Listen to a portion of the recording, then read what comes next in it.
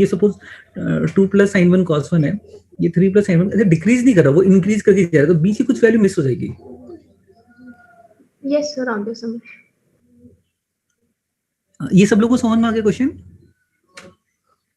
Yes sir. Okay, next कौन सा doubt है? Sir question 8।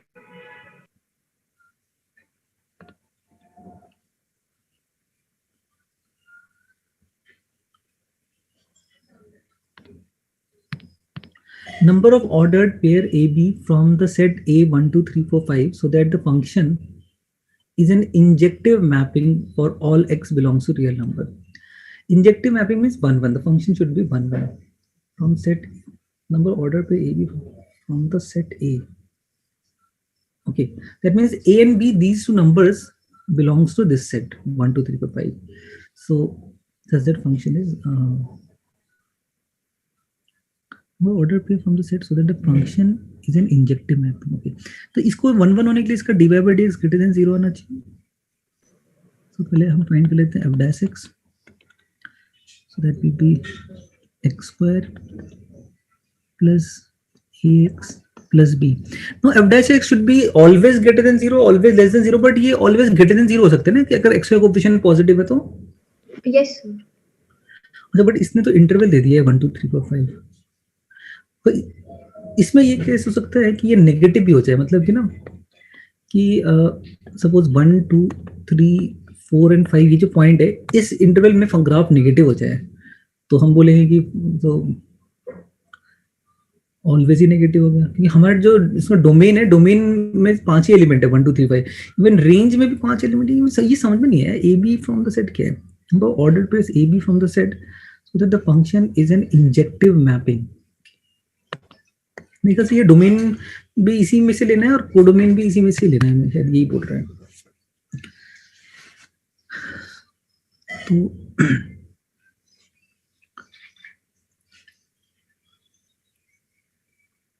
तो अब इन 5 वैल्यू के लिए ना, इन 5 वैल्यू के लिए या तो ये फंक्शन ऑलवेज पॉजिटिव हो जाए, या इन 5 वैल्यू के लिए फंक्शन ऑलवेज नेगेटिव हो जाए ना. इसमें दो ही पॉसिबिलिटी होगी ना.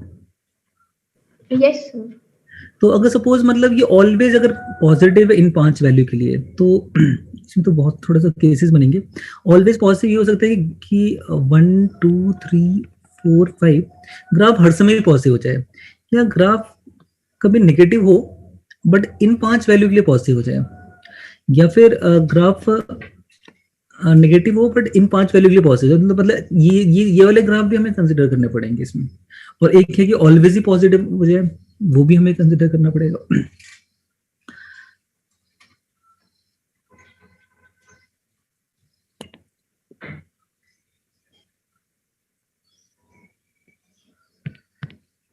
ठीक है, तो बी भी इसमें सलाई करिए, समझ नहीं है.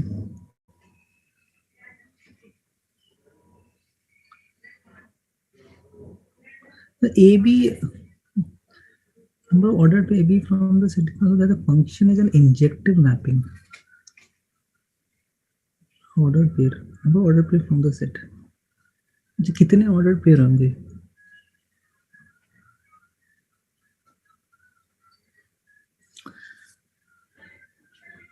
हमें अलग अलग केस में ऑर्डर पेयर तो अलग अलग बनेंगे. अगर ये वाला सपोज हमने ये वाला ग्राफ ले लिया, उसमें मान लो कुछ कॉम्बिनेशन आ जाएंगे, ऑर्डर पेयर बन जाए. किसी में अगर मान लो ये वाला ग्राफ ले तो उसमें अलग बन जाएंगे. इसी ग्राफ में थोड़ा सा चेंज कर दे तो अलग बन जाए. मुझे एग्जैक्टली समझ में नहीं पा रहा हूँ कि हमें निकालना क्या है इसमें. Number of ordered pair A B from the set so that the function is an injective mapping. तो ये इंजेक्टिव मैपिंग में बहुत से तरीके से हो सकता है ग्राफ. मतलब ये भी अगर ऐसा कोई ग्राफ लिया इंजेक्टिव मैपिंग तो हो सकता है 1 2 3 4 1 पे मान लो कि वैल्यू आ गया 1 2 पे नहीं आया, 3 पे आ गया 4 आ गया, तो वो केस दो ही बने उसमें, या किसी और. ये पर आंसर में तो 1 2 3 नहीं, बहुत सारे ऑप्शन है बड़े. नंबर ऑफ ऑर्डर्ड पेयर,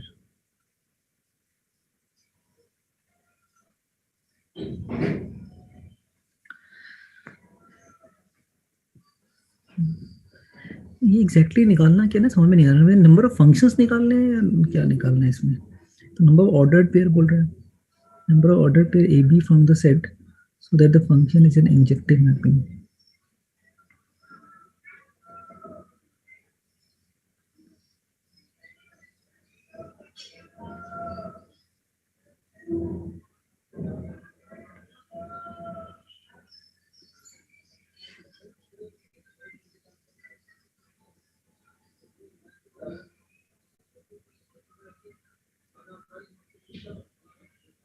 नहीं एग्जैक्टली मैं समझ नहीं पा रहा हूँ कि क्या निकालना है. Number ordered pair from the set so that the function is an injective mapping. क्योंकि कोई भी एक फंक्शन अगर लेंगे तो उसमें हो सकता है 1 पे 1 आ जाए, 2 पे 2 पे कोई वैल्यू नहीं हो सकता, 3 पे 5 आ जाए, 1 तो ऐसे 2 ही केस बनेंगे. इतने सारे केसेस क्या चीजें हैं.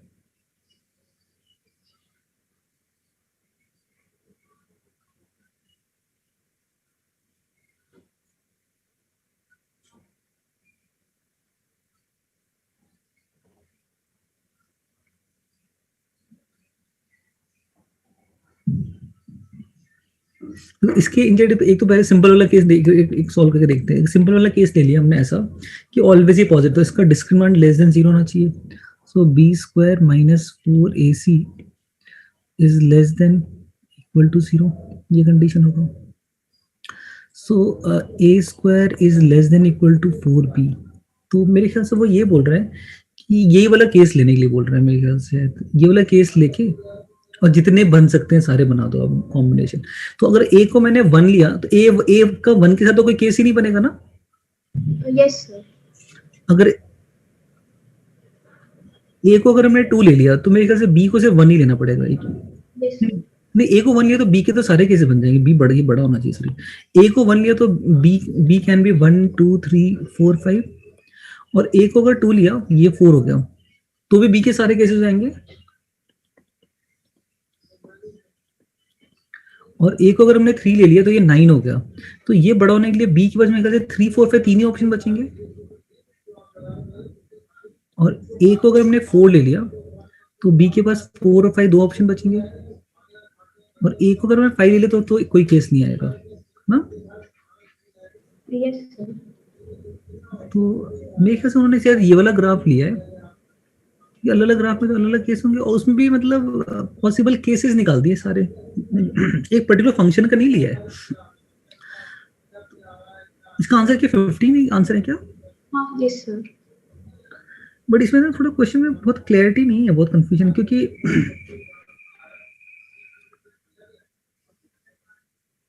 ग्राफ तो ऐसा भी हो सकता था 1 2 3 4 5 उन पांचों पे नेगेटिव हो जाए तो भी फंक्शन 1 1 फंक्शन होता. ग्राफ ऐसा भी हो सकता था कि ऐसे तो 1 2 3 4 5 उसमें भी 1 1 बन सकता था. तो शायद ये क्वेश्चन हमें सेट ए में से ए और बी की वैल्यू लेने के लिए बोल रहे हैं, एक्स की वैल्यू लेने के लिए नहीं बोल रहे.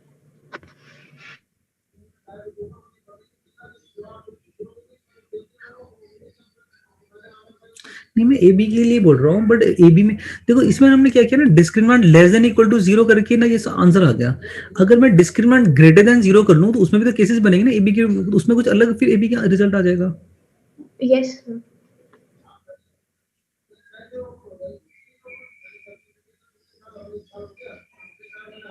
इसमें तो अलग अलग केस में अलग अलग रिजल्ट आएंगे ना. तो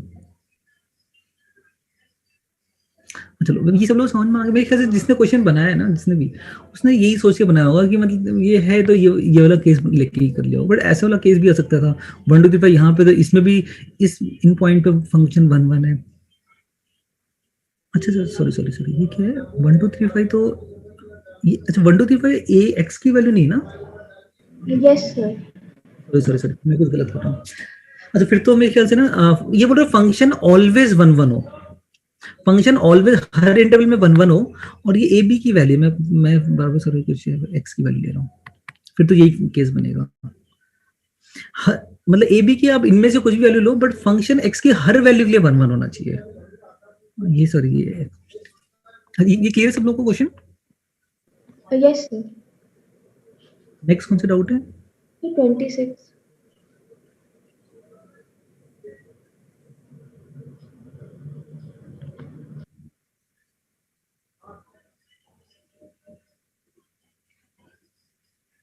which of the following function is homogeneous. Homogeneous function होते हैं जिनका ना हर टर्म का डिग्री सेम होता है. सब लोगों ने होमोजेनियस इक्वेशन सुना है टर्म पहले. No sir. ये तो ये हमने 11th में भी किया था. पेयर ऑफ स्ट्रेट लाइन में जो होमोजेनियस इक्वेशन होती है, general equation of second degree का बट विच इज होमोजेनियस, तो pair of straight line passing through origin ना, ये हमने पढ़ा ना. ये वाली equation ax plus Yes, sir. 2hxy plus by square is equal to 0 हो. Yes, sir. तो ये जैसे होमोजेनियस होती है, तो इनमें कौन सी इक्वेशन होमोजेनियस है? तो होमोजेनियस में ना हर टर्म का डिग्री बैलेंस्ड होना चाहिए, तो जैसे इसमें तो डिग्री बैलेंस नहीं हो रहा, तो ये तो नहीं है. इसमें ये तो बैलेंस हो रहा है, बट एक्स वाई ये बैलेंस हो जाएगा, और एक्स वाई 1 डिग्री का है, तो जी एक्स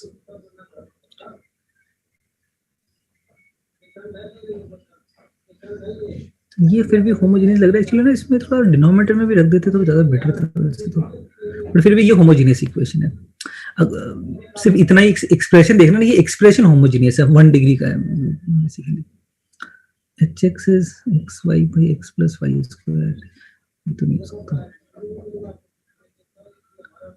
और x minus y cos x by y sin x, ये भी नहीं हो सकता. बट बी पार्ट में पावर सेम का है, उसमें तो डिफरेंस नहीं होगी.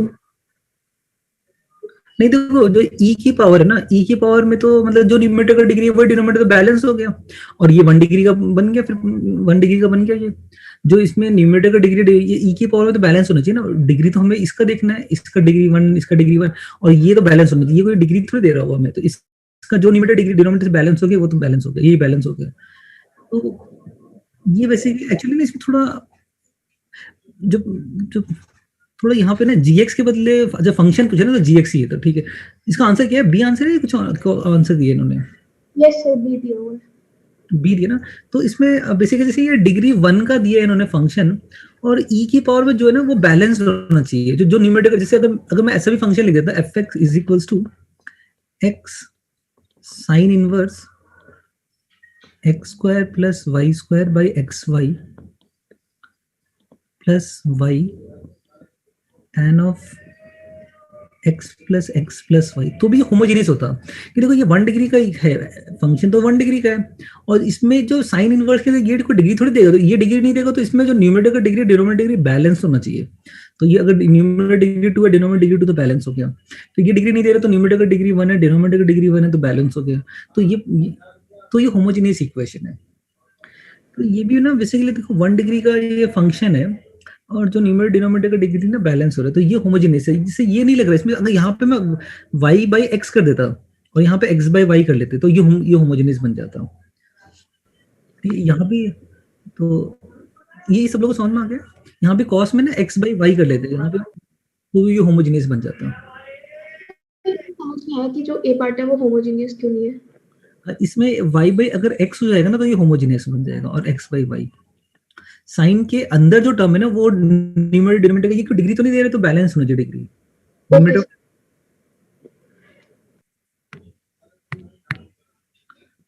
नेक्स्ट कौन सा डाउट? सर 34 का आंसर मैच नहीं कर रहा. 34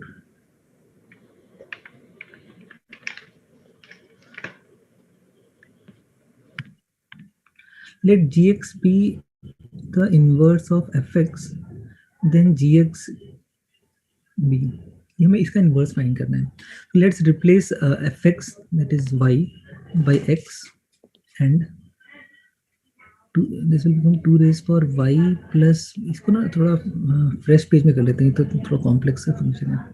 ये एक बार ना मैं वो व्हाइट बोर्ड खोल रहा हूँ, तो मुझे एक क्वेश्चन बताना है कि सब लोग एक क्वेश्चन देख लिया ना, मुझे क्वेश्चन बताना उस समय क्या है, मैं उसको क्लोज कर रहा हूँ.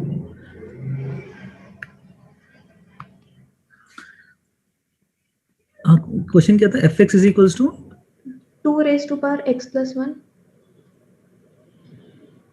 base में x plus 1 minus 2 raised to power 1 minus x upon 2 raised to power x plus 2 raised to power minus x. So we need to find inverse of fx. So replace fx by x and x by y.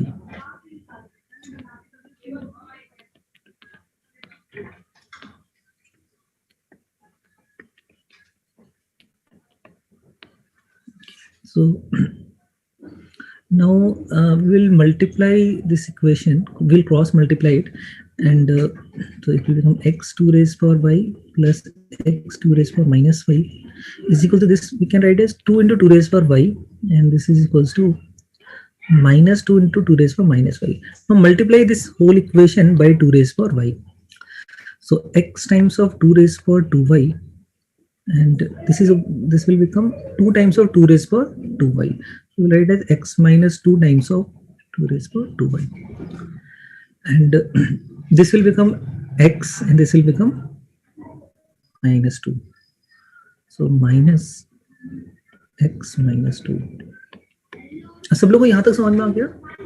Yes, sir. और 2y is equals to 2 plus x by 2 minus x. 2y is equals to log base 2 plus x by 2 minus x. So now y will be our f inverse x is 1 by 2 log base 2 plus x by minus x. ऐसा option था है क्या कोई? Sir ऐसा option है, लेकिन sir पीछे answer वो नहीं दे रहा.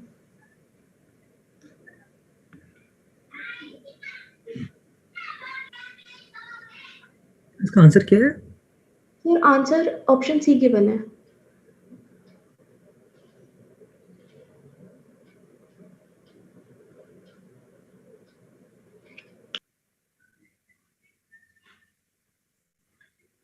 तो आंसर गलत हो सकता है, वो तो यही आ रहा है सॉल्व करके. वो चेक कर लो, मतलब मैंने कुछ कैलकुलेशन मिस्टेक तो नहीं किया है. अदरवाइज ना वही जो भी आ रहा है, मतलब सॉल्व करके आएगा ना, वो तो वही होगा इसका इनवर्स. एक बार वही स्क्रीन लगाना.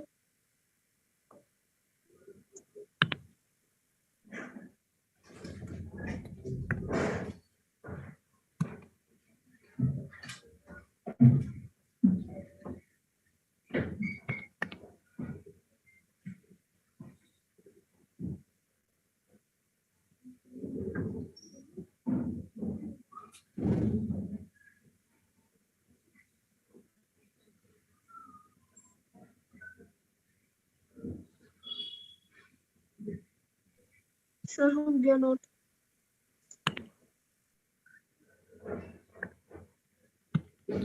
नेक्स्ट कौन सा डाउट है? 52.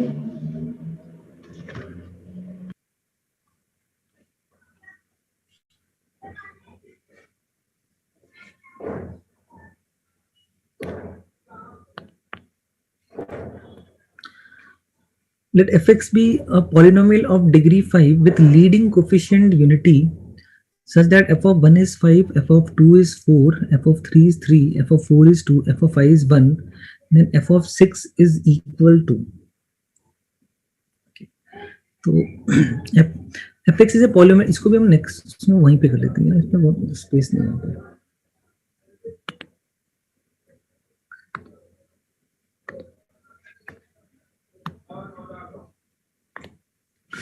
Now the question was fx is a polynomial of degree 5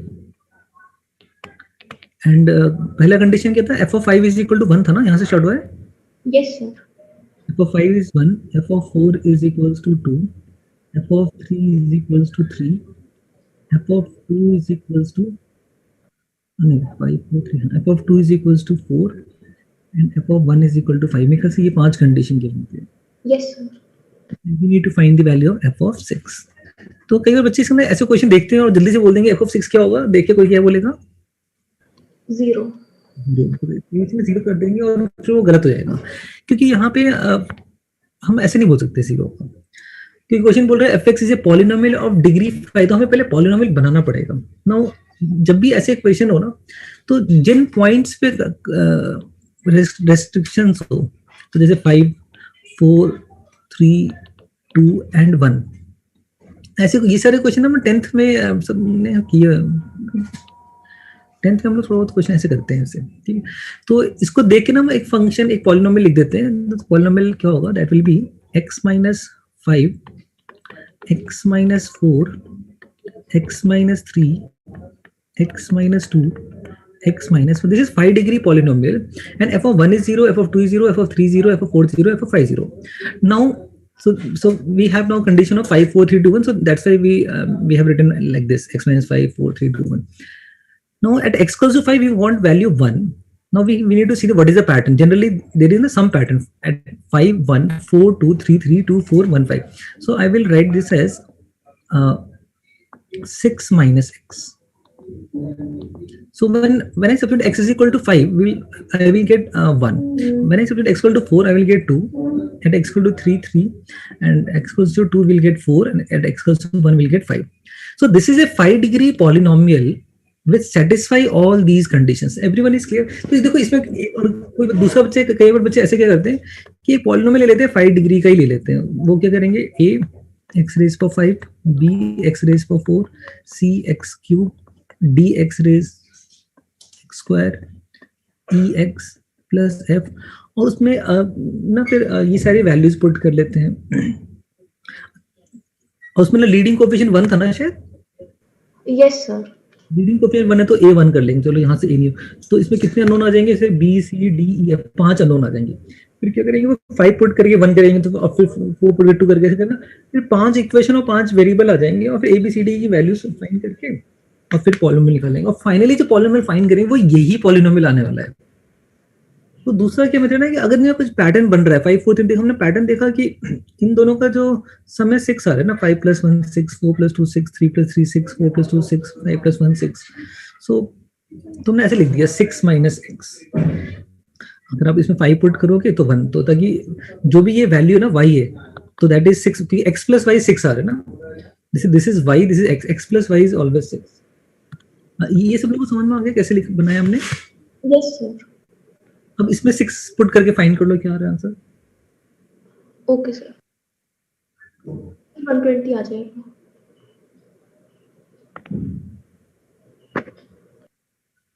अच्छा, एक क्वेश्चन मैं ऐसे और दे दूं, जैसे ना अभी क्वेश्चन किया ही, तो एक दो क्वेश्चन ऐसे और प्रैक्टिस कर लो.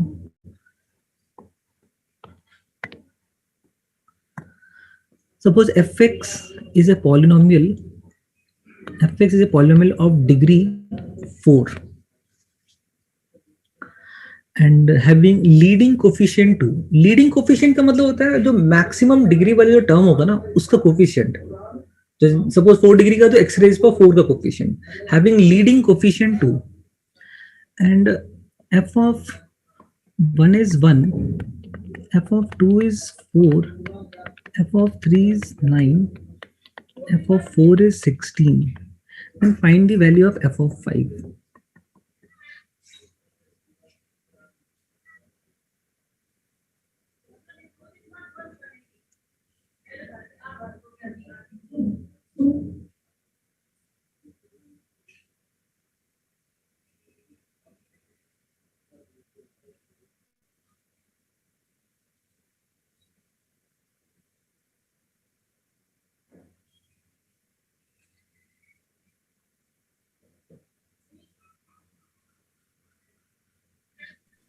Sir, 73.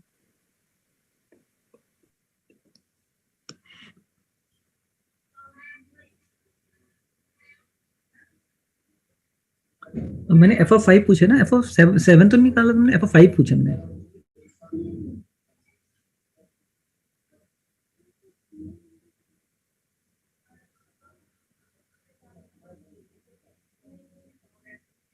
एक मैं सॉल्व करता हूँ, देखो. सो fx 73 आ रहा है. 73 आ रहा है, सॉरी. तो f of x जो, अच्छा सॉरी, मैंने ये 2 टाइम भी तो दिया था ना, मैंने ये 2 मैं भूल गया, सॉरी. हाँ, तो 73 आ जाएगा.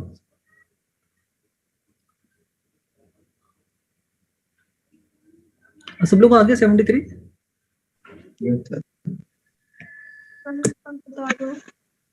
देखो, तो सबसे पहले जो कंडीशन है ना वो x = 1 2 3 and 4 पे. तो सबसे पहले हम इसको देख के लिख देंगे x - 1 x - 2 x - 3 and x - 4. Leading coefficient 2 है तो इसका ये 2 अब लिख देंगे ताकि ना जो x की पावर 4 कोफिशिएंट 2 आ जाए. तो ये तो मैं मैच करके, बट अब हमें अब देखना है पैटर्न क्या. 1 पे 1 आ रहा है, 2 पे 4, 3 पे 9. तो इसमें जो पैटर्न है वो x² है. तो अब ये 4 डिग्री पॉलिनोमियल और सारी कंडीशन मीट कर जाएगा. 1 पुट करेंगे तो 1 लेगा, 2 पुट करने पे 4 आएगा, 3 पुट करने पे 9 और 4 पे 16. सब लोगों को पहले पॉलिनोमियल क्लियर है, फंक्शन क्लियर है, कैसे फाइंड किया हमने ये पॉलिनोमियल? Yes, sir. अब हमें फाइंड करना है एफ ऑफ 5, तो एक्स की वैल्यू 5 पुट कर लो इसमें, तो 4 फैक्टोरियल इंटू 2 प्लस 25।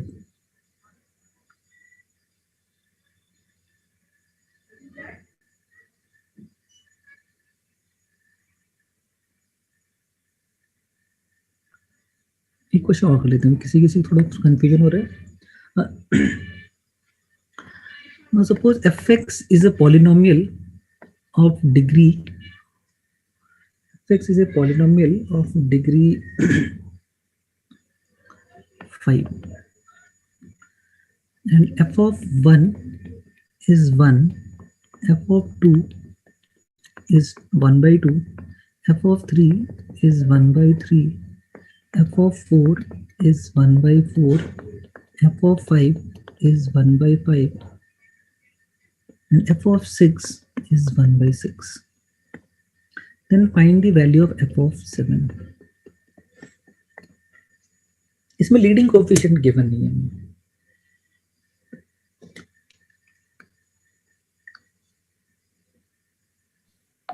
इसमें लीडिंग कोएफिशिएंट क्या है?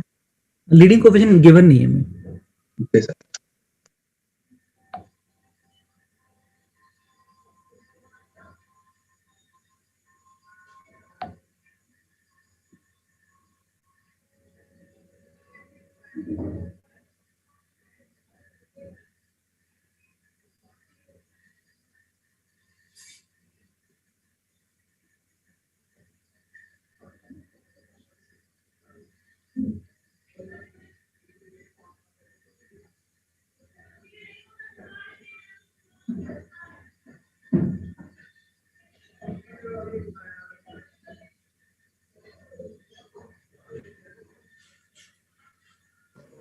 सर 1/7।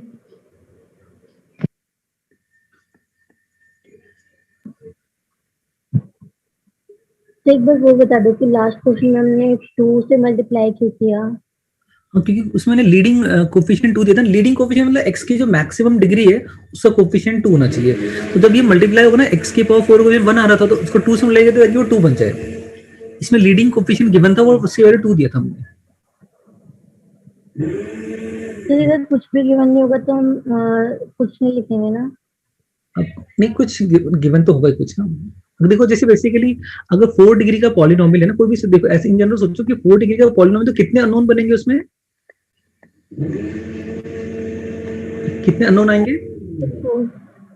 देखो अगर 4 5 अननोन होंगे, तो 5 अननोन होंगे तो उसको 5 कंडीशन देनी होंगी। तो उसने एक कंडीशन तो देखो ये दिया, दूसरा ये दे दिया, तीसरा ये दे दिया, चौथा ये दे दिया, और 5वां कंडीशन दे दिया लीडिंग कोएफिशिएंट। तो 5 अननोन है तो 5 कंडीशन होनी चाहिए। तो जैसे ये क्वेश्चन है, तो इसमें देखो इसमें बोला है कि डिग्री 5, तो डिग्री 5 का तो कितने अननोन होंगे डिग्री 5 को बनाएंगे तो 6 अननोन होने की 6 कंडीशन देनी चाहिए। तो first condition, second, third, fourth, fifth और 6 कंडीशन दे दिए। तो अब जब 6 कंडीशन दे दिए तो लीडिंग कोएफिशिएंट देने की जरूरत ही नहीं है। जितने अननोन होंगे ना, तो उतनी ही कंडीशन उसको देने की जरूरत है बस।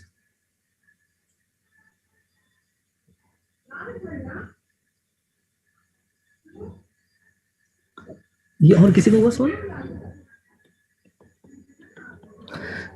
First of all, we have a condition on 1, 2, 3, 4, 5, 6. So we'll write x minus 1, x minus 2, x minus 3, x minus 4, x minus 5, x minus 6. Now, the problem is this is 6 degree polynomial, and the question was saying fx should be 5 degree polynomial. So, what will be the constant in this polynomial? इसमें constant क्या होगा? Constant term plus में आएगा। देखो -1, -2, -3, -4, -5, -6 जब multiply करते हो +6 factorial से कांस्टेंट होगा जो इसमें टर्म में आएगा। Yes sir. अगर मैं -6 फैक्टोरियल कर दूं, 6 फैक्टोरियल की वैल्यू कितनी होती है? 720। अगर मैं -720 कर दूं, दैट मींस ये जो 6 डिग्री का पॉलिनोमियल है इसमें कांस्टेंट टर्म नहीं है। सब लोगों को ये क्लियर है? कांस्टेंट टर्म नहीं होगा। Yes sir. अगर इसको मैं डिवाइड बाई x कर लूंगा तो x कैंसिल होगा, x कट जाएगा पूरे न्यूमरेटर में ना, x कॉमन आएगा, कटेगा x। Yes sir. तो कौन से डिग्री का पॉलिनोमियल रह जाएगा? ये 5 डिग्री का पॉलिनोमियल होगा। बट अब हमें चाहिए 1 पे वैल्यू 1/1 चाहिए, तो 1 पुट करे तो देख रहे हैं कि ये तो 0 हो जाएगा। यहाँ पे -720, तो यहाँ पे मैंने -720 और मल्टीप्लाई कर दिया मैंने। अब देखो सेटिस्फाई कर रहे हैं, 1 पुट करेंगे तो ये 0 हो गया, तो -720 बाय -720 तो 1 आ गया।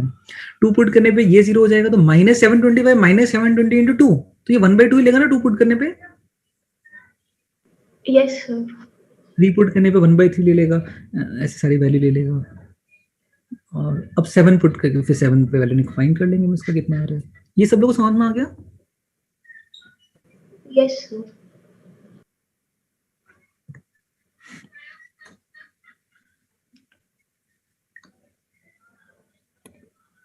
नोट भी कर लिया सबने? Yes, sir. सर तो आंसर इसका 0 है ना? हाँ, ये मैंने इतना सॉल्व तो नहीं किया, मैंने तो ऐसे दे दिया था। कहाँ गया आंसर? क्या आ रहा है? 0 आ रहा है। यस। जो भी वहां से सॉल्व करके आ रहे हैं ना वही आंसर। Okay sir. f(7) ना 7 पे, अच्छा हाँ ये 6 फैक्टर, हाँ 0 हो जाएगा इसका। सर लेकिन अगर हम इसे ऐसे करें कि x -1 x -2 up to x -5 तक लिख लिया और लीडिंग कोफिशिएंट a ले लिया प्लस 1/x, तो सर a की वैल्यू 0 आ जाएगी, तो आंसर 1/x। वो तो पॉलिनोमियल नहीं हुआ, और 6 पुट करने पे 1/6 मिलेगा उसमें। Yes sir. फिर से बताओ क्या क्या कौन सा लिया? बट पॉलिनोमियल ही नहीं है, मतलब फिर भी चलो बताओ क्या लिया तुमने वैसे। a into x -1 x -2 x -3 up to x -5 plus 1/x। Plus 1/x का नहीं तो पॉलिनोमियल ही नहीं रहा ना। पॉलिनोमियल में डिनोमिनेटर थोड़ी है, तो पॉलिनोमियल तुमने पढ़ा था, पॉलिनोमियल होता है a x raise for n plus a n minus 1 x raise for n minus 1, ये पॉलिनोमियल होता है ना। Yes sir. ओके सर, आ गया समझ।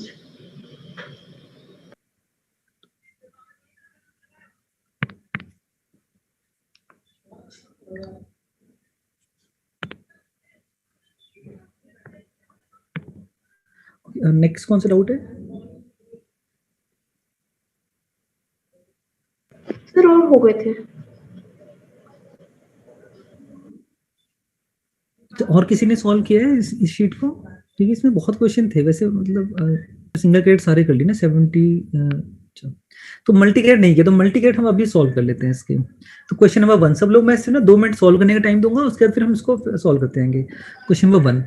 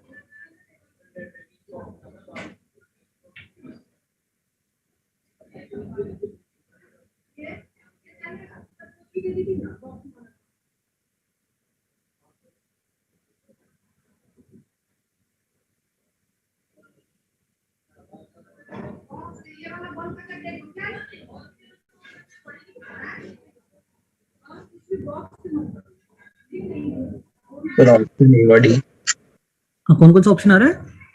सर ऑप्शन ए और option D. A and D. Sir B भी आ रहा है।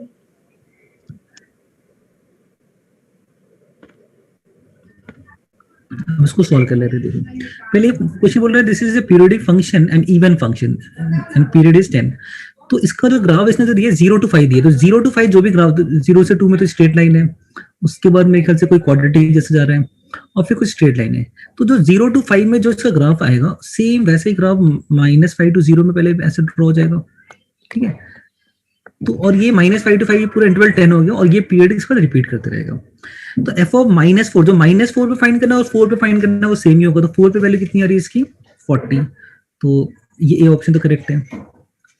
f ऑफ -13 पे नहीं, क्योंकि पीरियड 10 है ना, तो इसमें हम इसमें 10 ऐड कर लेते हैं। तो 10 ऐड करेंगे तो कितना हो जाएगा ये -3, और -3 पे वही वैल्यू जो 3 पे होगी। तो 3 पे वैल्यू कितनी है इसकी 27 - 8 19।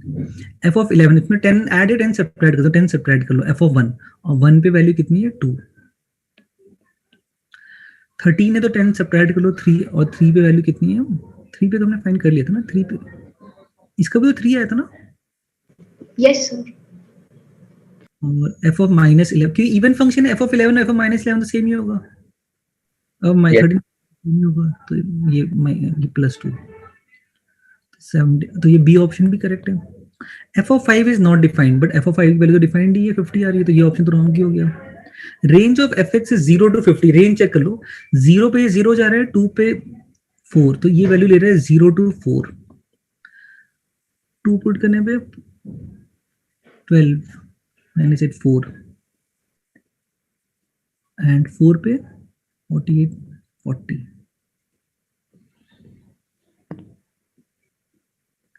एंड 4 पे 40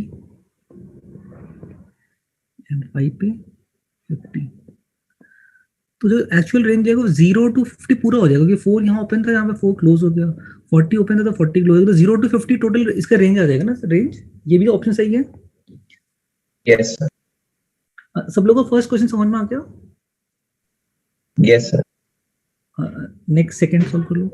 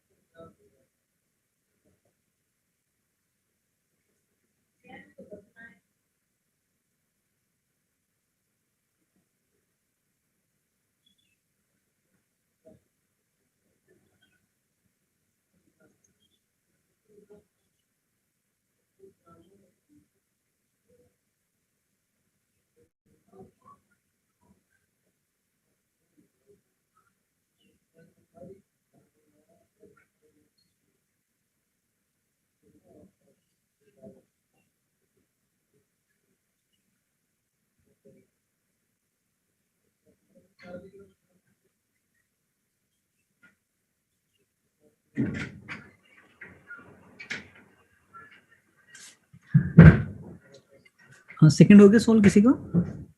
सर ऑप्शन ए और option B. Option A and B. तो इसको ना मेरे ख्याल से मैं व्हाइट बोर्ड पे सॉल्व कर लेते हैं। इसका क्वेश्चन का मैं ना जरा मोबाइल में स्नैपशॉट ले लूँ, क्योंकि बार बार मुझे देखना पड़ेगा क्वेश्चन इसमें।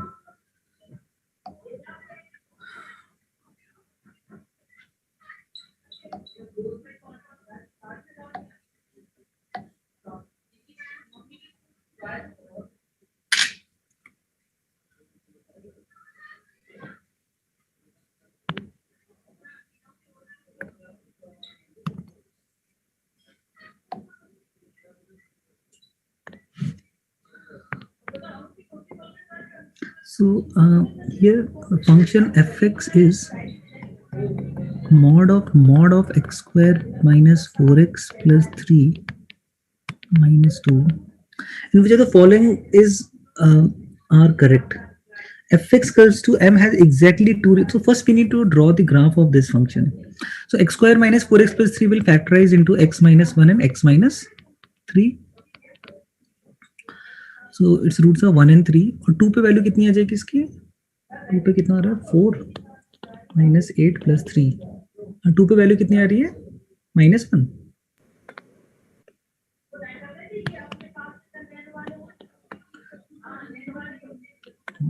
And 3.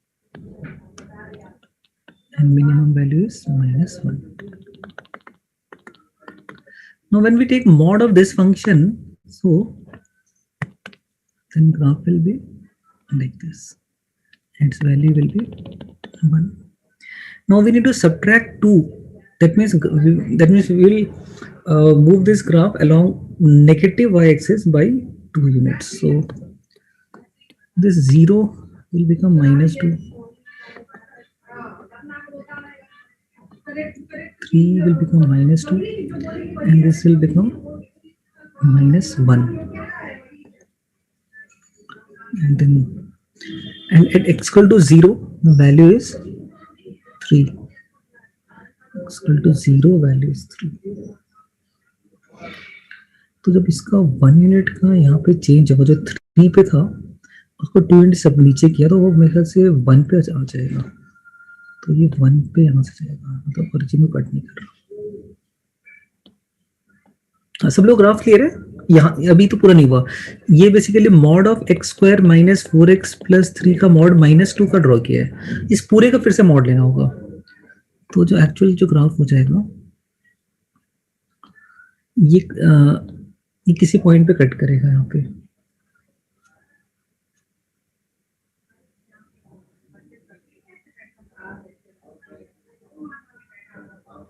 ये पॉइंट निकालने की हमें जरूरत है क्या वैसे? अब चलो हम ऐसे ही ड्रॉ कर लेते हैं.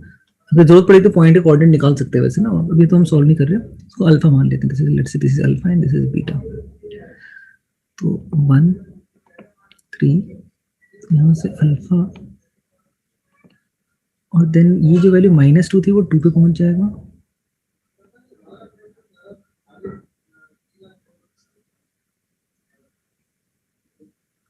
ऐसा जा रहा था, ऐसा जाएगा, एंड ये ऐसा था और आगे ऐसा हो जाएगा. देन हो जाएगा. सब लोग ग्राफ समझ में आ गया. और ये वैल्यू हो जाएगी इसकी 1. मेरे ख्याल से ये भी 1 ही था. ये 2 है. सब लोग ग्राफ क्लियर है? पहले समझ में आ गया? Yes sir. अब इसमें जो फर्स्ट पार्ट बोल रहा है fx equals to m has exactly 2 real solutions of different sign for all m greater than 2. अगर m की दैट मींस जब हम इसके लिए 2 से बड़ी लेंगे तो ये बोल रहा है कि इसके एग्जैक्टली 2 रियल सॉल्यूशन है. और 2 रियल सॉल्यूशन ही मिलेगा जैसे 2 से बड़ी लोग ना. इस फंक्शन को अगर मैं बोलूंगा ये सॉरी पूरा मॉड, हाँ ये वाला मॉड इज इक्वल टू 3 बोलूंगा तो 3 के साथ इंटरसेक्शन देंगे. 2 डिफरेंट टाइप के फंक्शन हो गए. एक ये फंक्शन हो गया और एक y इज इक्वल टू 3. और दोनों का जो intersection, number of intersecting points will give number of solution. तो मुझे ए ऑप्शन तो सही लग रहा है इसका, क्योंकि जब m की वैल्यू हम 2 से, यहाँ इसको मैं 2 से बड़ा 3 ले लेंगे ना, 2 ही बार कट करेगा ना इसको. Real solution of different sign, और साइन भी डिफरेंट है वैसे, क्योंकि एक नेगेटिव सॉल्यूशन आएगा, एक पॉजिटिव सॉल्यूशन आएगा. तो ए ऑप्शन तो करेक्ट लग रहा है ना? यस. बी ऑप्शन है m has exactly 2 real solutions for all m belongs to 2 to infinity. वो तो सही है. यूनियन 0, जीरो पे भी दो सॉल्यूशन मिलेगा, अगर m के लिए जीरो ले लेंगे तो भी दो सॉल्यूशन मिलेंगे ना, यानी बी ऑप्शन भी सही लग रहा है। एग्जैक्टली टू रियल सॉल्यूशंस, हाँ। एंड सी ऑप्शन है F X to M has no solution for m less than zero, वो भी सही है, क्योंकि अगर यहाँ पे वैल्यू मैं माइनस लिख दूंगा, माइनस क्योंकि ये तो वैसे एक पॉजिटिव नंबर है, positive number is equal to negative number तो हो ही नहीं सकता, वो तो वैसे मतलब उसमें तो कोई सॉल्व करने की जरूरत ही नहीं, तो ऐसे ही समझ में आ रहा था। सी ऑप्शन के सब लोगों को सही होगा। Yes, sir. F X to M has four distinct real solution for m belongs to 0 to 1। अगर हम 0 से 1 के बीच की वैल्यू लेंगे तो ये 4 बार करके, ये भी ऑप्शन सही लग रहा है, वैसे तो सारे ऑप्शन सही है, क्योंकि 0 से 1 के बीच में लेंगे तो एक यहाँ पे और यहाँ पे चारों जगह कट करेगा, इसको 4 बार कट करेगा। ये भी सब लोग समझ में आ गया। Yes, sir.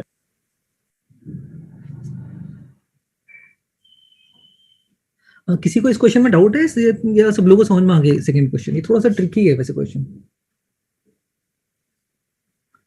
वैसे ज्यादा लेंदी नहीं था, मतलब थोड़ा सा ही था, तो ग्राफ ड्रॉ कर लिया तुरंत से हो गया, तो ये पूरा ग्राफ बेस्ड क्वेश्चन था ये। अगर किसी को मतलब ग्राफ से नहीं करना है ये, तो बहुत सारे मॉड के केसेस देने पड़ेंगे, हमने बेसिक मैथ में पढ़ा था ना मॉड के केसेस देने में, उसमें बहुत सारे केसेस, मतलब बहुत कॉम्प्लेक्स हो जाएगा फिर तो, उसको एक बार इक्वेशन लेके सॉल्व करेंगे, मतलब उसमें ये नंबर भी तो फिक्स नहीं ना, अब m में लोगे m ग्रेटर देन 1 सोचोगे, मतलब बहुत सोच के बहुत कॉम्प्लेक्स है, ग्राफ ड्रॉ किया तो एक बार में सॉल्व हो गया, नहीं तो ऐसे सॉल्व करना बहुत मुश्किल है ये।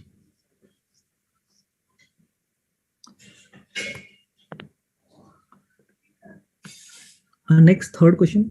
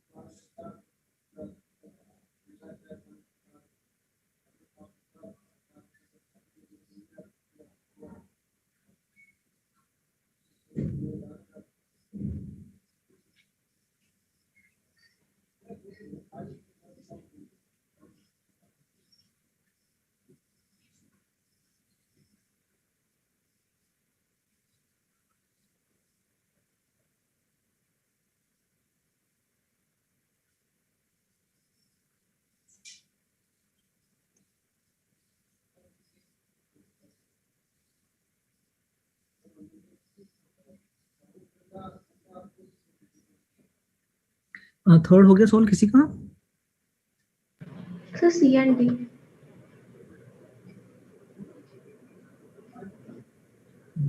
इसको मैं सॉल्व कर, ये सब लोग को हो गया सॉल्व, किसी का डाउट है? मैं इसको सॉल्व कर देता हूँ वैसे, इसको इसको भी वहीं पे सॉल्व करते हैं।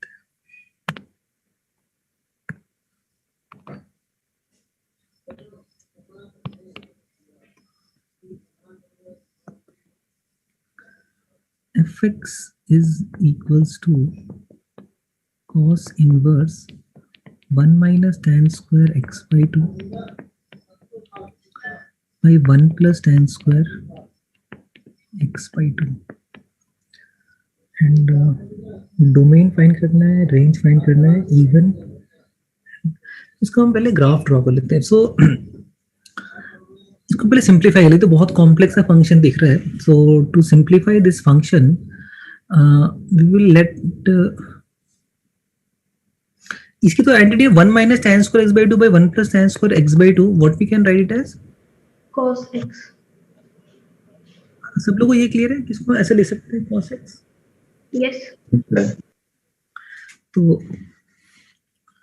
तो इसको cos x लिख देंगे, बट इसमें एक कंडीशन आ जाएगा कि ये इसके इक्वल होगा, और एक कंडीशन आ जाएगा x by 2 can never take odd multiple of pi by 2. मतलब ये इसके इक्वल में ना कंडीशन, मतलब 1 minus tan square x by 2 by 1 plus tan square x by 2 always cos x के इक्वल नहीं होता है। वो cos x के इक्वल तब होता है जब x odd multiple of pi by 2 नहीं हो। अगर x odd multiple of pi by 2 है तो डिफाइंड ही नहीं होगा वो टर्म, है ना? Yes, sir. तो basically x cannot be equals to odd multiple of pi. ये वैल्यू नहीं ले सकता function. No we will draw the graph of cos inverse cos x. ये सब लोगों को ग्राफ याद है cos inverse of cos x? हाँ, सबने इनवर्स के ग्राफ ये पढ़े हुए हैं सबने? Yes. और सब लोगों को याद भी है? तो बेसिक याद है।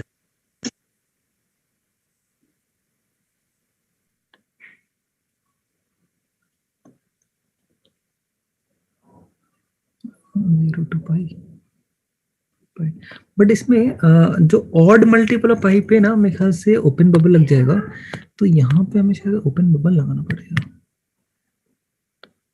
ठीक है, और ये पीरियोडिक फंक्शन है, पीरियड तो उसका 2 पाई है, और ये ग्राफ आगे रिपीट करते हैं, तो आगे ड्रॉ नहीं कर रहे हैं, भी सब जगह चलते रहेगा -2 पाई से 0 पे भी, फिर ऐसे ग्राफ ड्रॉ कर ही लेते हैं इसको।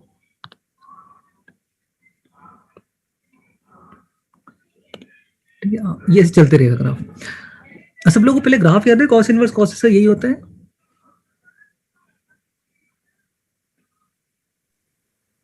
एक बार बता। तो cos इनवर्स cos x में ना, जैसे मान लो कि जैसे कोई ग्राफ मुझे याद नहीं आ रहा, जैसे मुझे तो वैसे ग्राफ वैसे याद है इन सबके, अगर सपोज मुझे नहीं याद होता तो मैं कैसे निकालता? तो मैं क्या करता, y is equal to cos inverse cos x। मुझे ये प्रॉपर्टी पता है कि cos इनवर्स cos को कब कैंसिल कर पाता है? When x belongs to 0 to pi.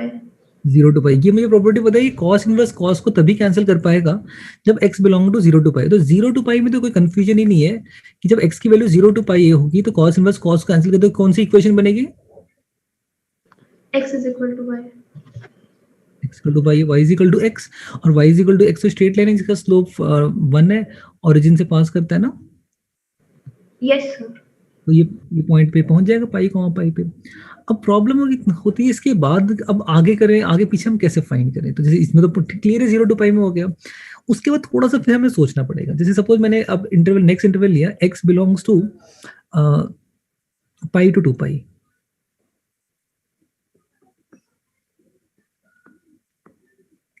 So pi to 2 pi में क्या cos इनवर्स cos को कैंसिल कर पाएगा? No sir. नहीं कर पाएगा। सो बट एक प्रॉपर्टी है cos इनवर्स cos थीटा को हम we can write it cos theta as cos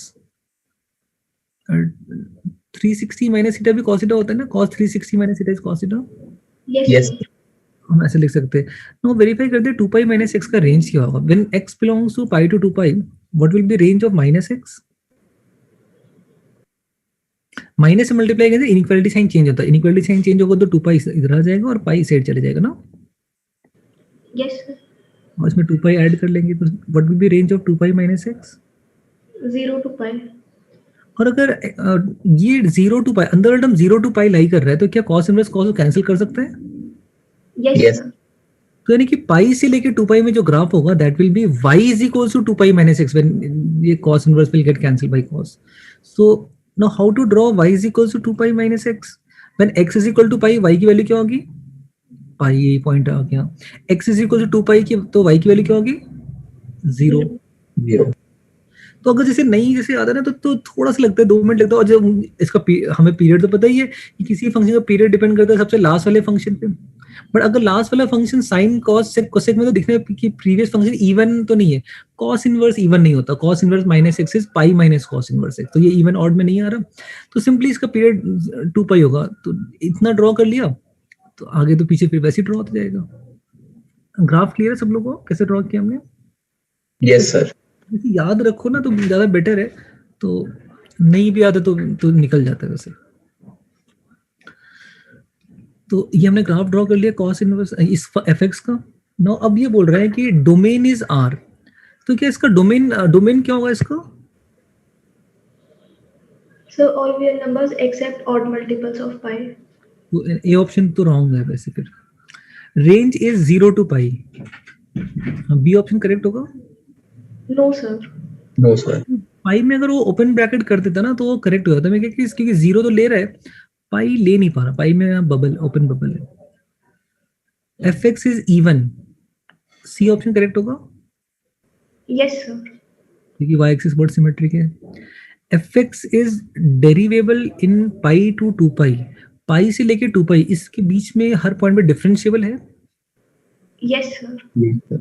differentiable भी है तो मेरे ख्याल से इसका ना फिर C and D option correct है.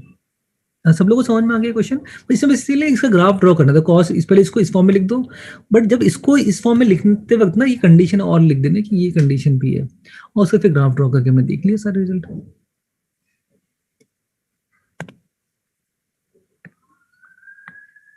Next question number 4th.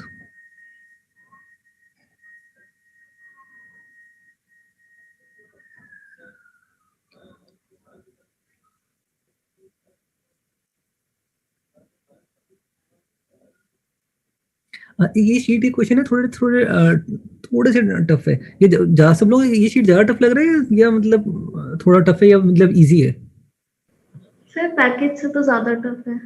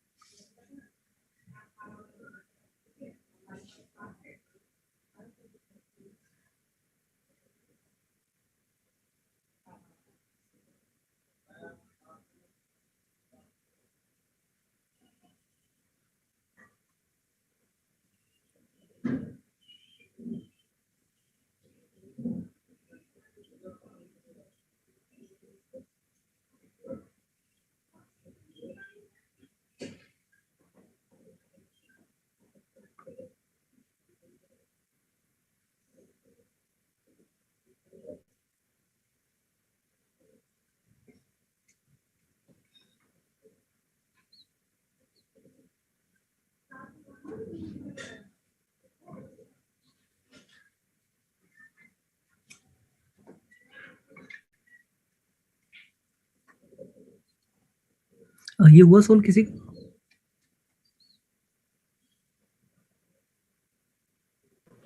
Yes sir हो गया सर. ओके तो इसको और कोई ट्राई कर रहा है मैं सोल्व कर दूं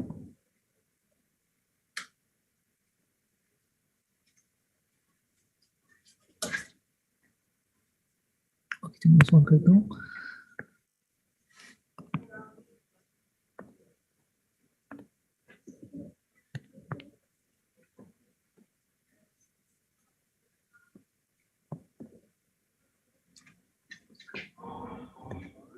इसमें गिवन है mod of ln x, ln mod x sorry, is equal to mod of k minus 1 minus 3 has 4 distinct roots, then k satisfies where mod of x is less than e square and x not equal to 0. If mod x less than e square means x lies between minus e square to e square. ना सब लोगों को ये clear है? पहले यहाँ से कैसे लिखा हमने ये? Yes, sir. And x not equal to 0 भी है, तो 0 नहीं लेना हमें। तो बेसिकली जो ग्राफ ड्रॉ करना है हमें माइनस ई स्क्वायर से ई स्क्वायर तक ग्राफ ड्रॉ करना है। तो पहले इसका ग्राफ ड्रॉ कर लिए, तो कांस्टेंट ही है, ये तो y इक्वल तो k कोई नंबर होगा तो कुछ कांस्टेंट वैल्यू लेगा।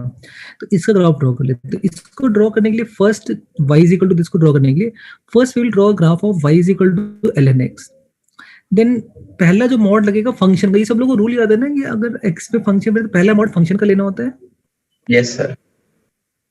So this is graph of mod ln x. Now x पे mod आएगा, तो x पे जो mod आएगा तो इसका हम y एक्सिस के अबाउट मिरर इमेज लेके ऐसा ग्राफ ड्रॉ करेंगे। This is mod of ln mod x. x is equal to e square. E square value कितनी आ रही है? ई स्क्वायर तो मेरे 2 ही आएगी इसकी वैल्यू।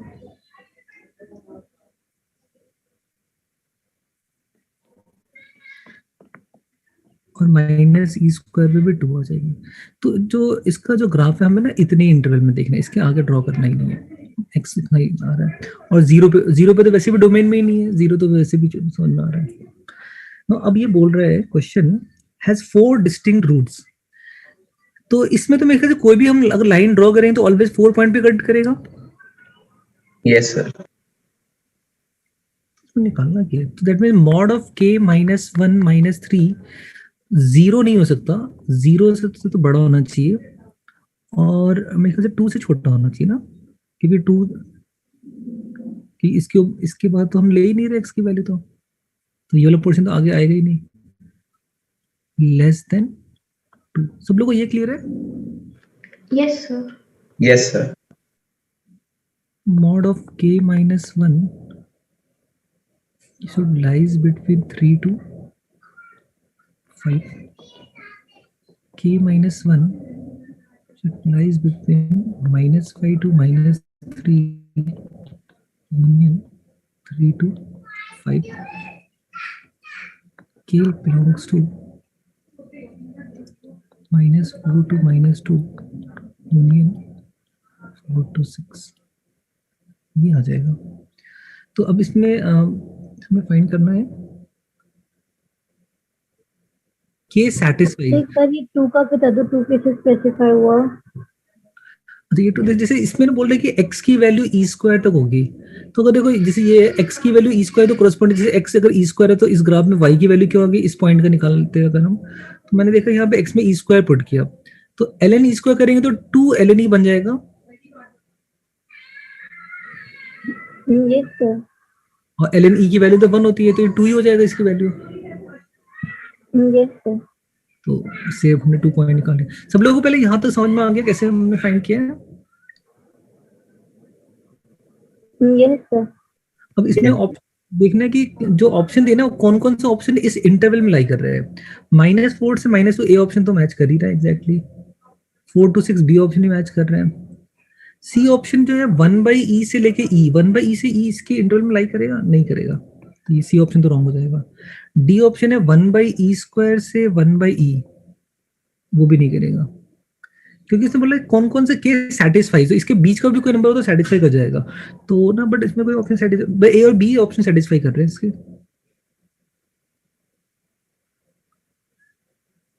ये समझ में आ गया question? Yes, sir. Yes sir. ये नोट भी कर लिया सबने? Yes.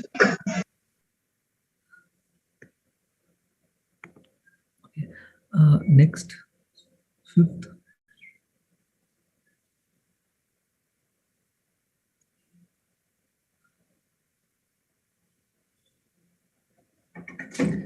फिफ्थ तो डायरेक्ट क्वेश्चन है, which are the following function defined, मतलब किस किस का डोमेन कौन कौन सा डिफाइंड है? डिफाइंड फॉर ऑल, मतलब हर वैल्यू के डिफाइंड है, किस किस का डोमेन ऑल रियल नंबर आ रहा है।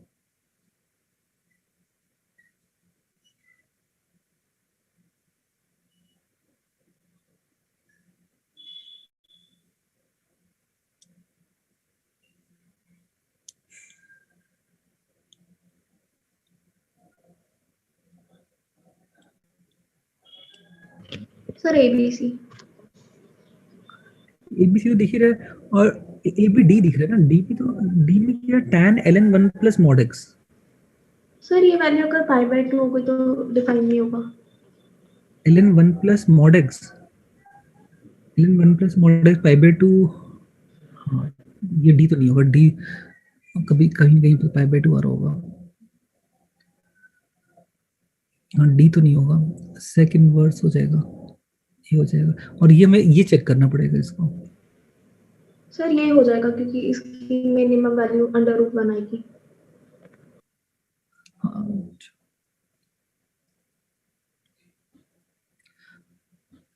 सब सब लोगों ने सॉल्व कर लिया फिफ्थ?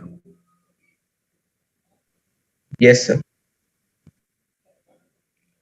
हाँ, ये किसी का डाउट है फिफ्थ? मुझे लग रहा है क्वेश्चन बहुत इजी है, सबको सिर्फ डोमेन ही डिफाइन करने हैं। देख लो, सबको डोमेन ऑल रिलेम्बर, तो ये तो ऑल रिलेम्बर डिफाइंड है ये। हाँ, इसमें हो सकता है tan थीटा कब डिफाइन नहीं होता, जब ये ऑड मल्टीपल पाई बाय 2 हो जाए, तो ln 1 प्लस एक्स, एक्स बढ़ाएंगे तो ये इंक्रीज तो करेंगे, एक्स जीरो लेंगे तो जीरो है, tan जीरो डिफाइंड हो। जब ये इंक्रीज करेगा कहीं ना कहीं पाई बाय 2 पहुंचेगा, जब ये पाई बाय 2 पहुंचेगा तो डिफाइंड नहीं होगा, मतलब किस वैल्यू पहुंचेगा नहीं पता, बट कहीं पहुंचेगा पाई बाय 2। तो इसका डोमेन ऑल रियल नंबर तो नहीं है, इसका हमें चेक करना पड़ेगा। सब लोगों को ये क्लियर है इसका कैसे फाइंड करेंगे हम, चेक करेंगे कि ये पॉसिबल, ऑलवेज पॉसिबल आ रहा है कि नहीं? ये किसी को इसमें डाउट है सी ऑप्शन में?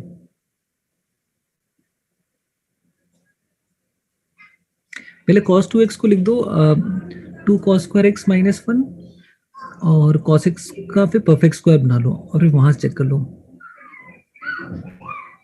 जब भी ऐसे ना, जैसे इसका रेंज, ये हमने 11th में पढ़ा है ना, ऐसे ऐसे फंक्शन का कि मैक्सिमम और मिनिमम वैल्यू, ट्रिग्नोमेट्री में पढ़ा था ना, maximum value and minimum value हमने। Yes, sir. तो ये वो रेंज ही तो होगी ना, इसकी मैक्सिमम मिनिमम वैल्यू निकाल लो, तो बस मिनिमम वैल्यू देख लो कि ना पॉजिटिव आनी चाहिए मिनिमम। कुछ मैक्सिमम मिनिमम जो रेंज वाले जो कुछ क्वेश्चन है ना, देखो रेंज वाले क्वेश्चन बहुत ही कंफ्यूजन, वो किस टॉपिक में कब आते हैं पता नहीं चलता, क्योंकि एक तो हमने ट्रिग्नोमेट्री में भी जो हमें मैक्सिमम मिनिमम वैल्यू फाइंड की, तो वो भी तो रेंज ही हो गया। हमने इस फेज में फंक्शन में भी रेंज पढ़ लिया। एक चैप्टर दोबारा आएगा, एप्लीकेशन ऑफ डेरिवेटिव, जिसमें हम मैक्सिमम और मिनिमम, उसकी मैक्सिमम और मिनिमम वैल्यू फाइंड करेंगे, और मैक्सिमम मिनिमम वैल्यू एक्चुअली में रेंज है, तो वहां पे फिर से दोबारा रेंज फाइंड कर रहे होंगे।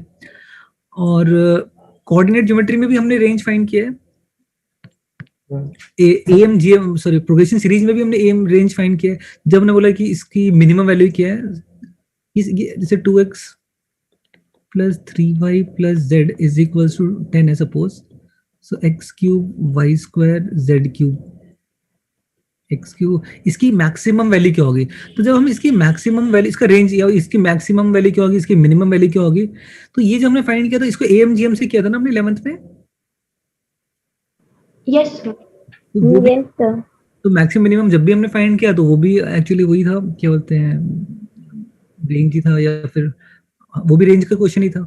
तो रेंज के क्वेश्चन हमने कई बार कोऑर्डिनेट ज्योमेट्री में भी किया है। फिर हमने क्या किया था कि एक पैराबोला की इक्वेशन गिवन है, एक सर्कल की इक्वेशन गिवन है, तो दोनों के बीच में शॉर्टेर डिस्टेंस क्या होगा, शॉर्टेर डिस्टेंस जब हमने फाइंड किया, दोनों कैसे फाइंड करते हो जल्दी से मुझे बताएगा, how to find common normal के The along. normal. Common normal के अलोंग? जो शॉर्टेर डिस्टेंस होता है ना, वो ऑलवेज कॉमन नॉर्मल के अलोंग ही बनता है, तो कॉमन नॉर्मल लाइन जो है ना, शॉर्टेर डिस्टेंस क्रिएट करता है। तो उसमें भी हमने जब, तो मिनिमम डिस्टेंस को गया, तो उन्होंने उसकी मिनिमम वैल्यू फाइंड कर ली, तो मिनिमम वाला हमने किया, मैक्सिमम मिनिमम कोऑर्डिनेट ज्योमेट्री में भी किया है, ट्रिगो में भी किया है, प्रोग्रेशन सीरीज में भी किया है, फंक्शन में भी कर लिया, और दोबारा हम करेंगे एप्लीकेशन डेरिवेटिव में। अच्छा, नेक्स्ट 6 सॉल्व करूं कि, अच्छा मैं ये सॉल्व नहीं कर रहा हूँ फिर, सब कोई है जिसको थोड़ा डाउट लग रहा है कि सर कैसे फाइंड करना है, तो मैं बता दूं? ओके, तो 6 सॉल्व कर लो फिर। ये देखने में तो इजी लग रहा है वैसे, एफ एक्स से एफ ऑफ टू फाइंड कर लो, फिर बस पुट करते जाओ वैल्यू तो। Sir, ABC. अच्छा, सॉल्व कर लिया, ABC। डी भी सही आ रहा है।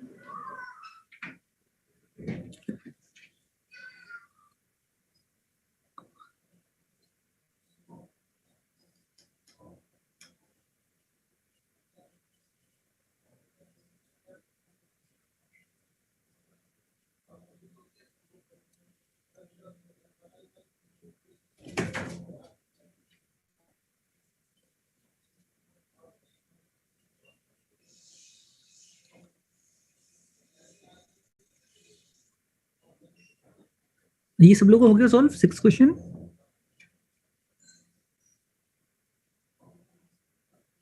थर्ड बता दो। डी पार्ट में, डी पार्ट में बताता हूँ।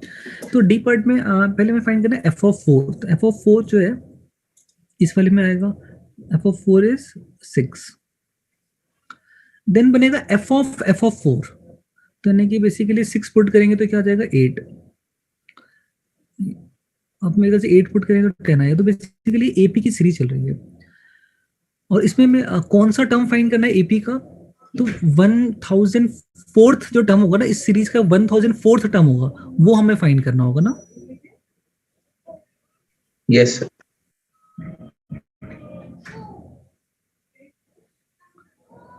तो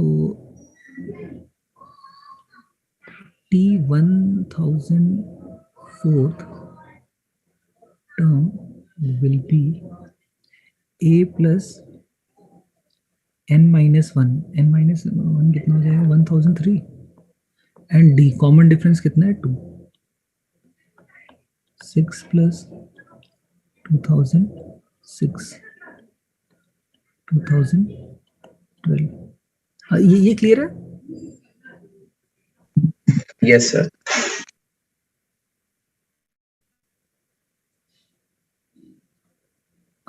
ये किसी को और कोई पार्ट में डाउट है? सब लोग को ये सॉल्व हो गया क्वेश्चन? सर हो गया सर।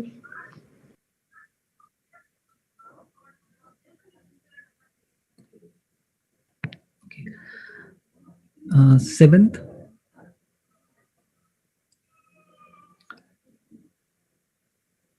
क्योंकि सारे क्वेश्चन तो नहीं करते थे, कुछ क्वेश्चन प्रैक्टिस करके मैंने कर दिए। सारे क्वेश्चन एक जैसे ही हैं वैसे। सर इसमें ए एंड डी सही आ रहा है।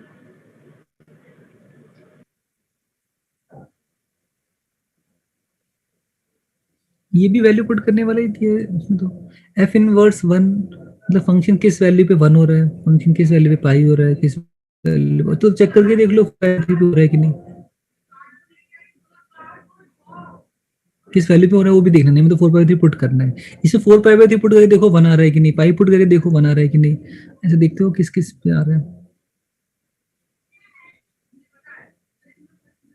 कौन कौन से ऑप्शन करेक्ट सर है ए इसके? And D. A and D.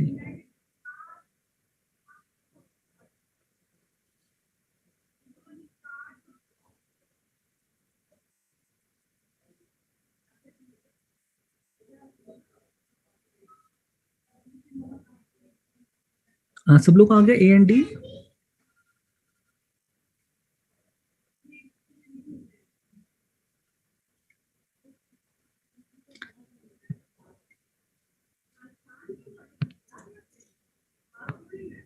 Actually ज्यादातर बच्चे कुछ बोल नहीं रहे, मतलब समझ सबका सॉल्व हो जा रहा है या किसी को कुछ डाउट है इस क्वेश्चन में? यस सर हो गया।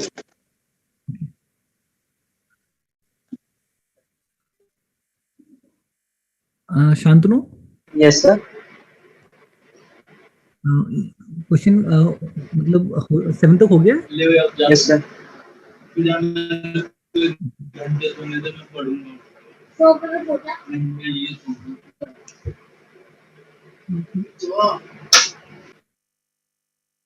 नेक्स्ट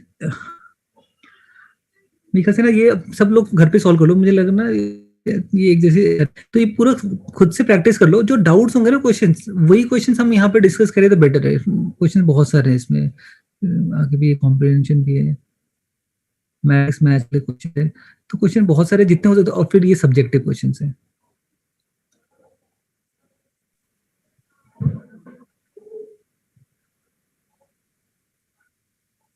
इसका फर्स्ट क्वेश्चन को सॉल्व करो, सब्जेक्टिव का फर्स्ट।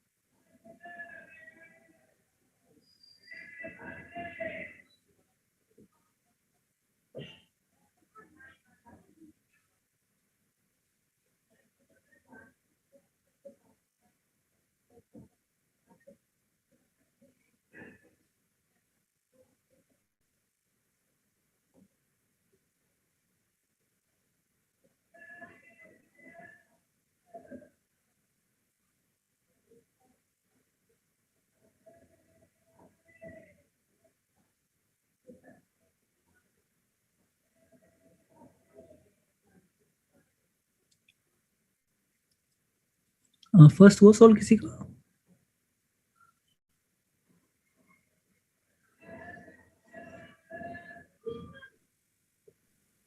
सर ये बता दो। सर एक मिनट रुक जाओ। सॉल्व करना। क्या विधि क्या बोला? सर अभी एक बार सॉल्व कर रहे हैं। सॉल्व करो, अच्छा ठीक है ओके।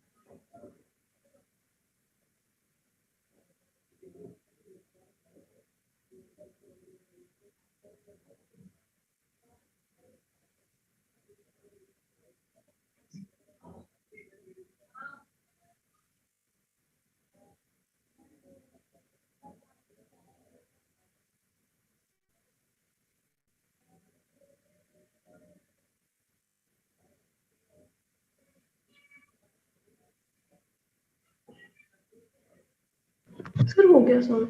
आंसर 26।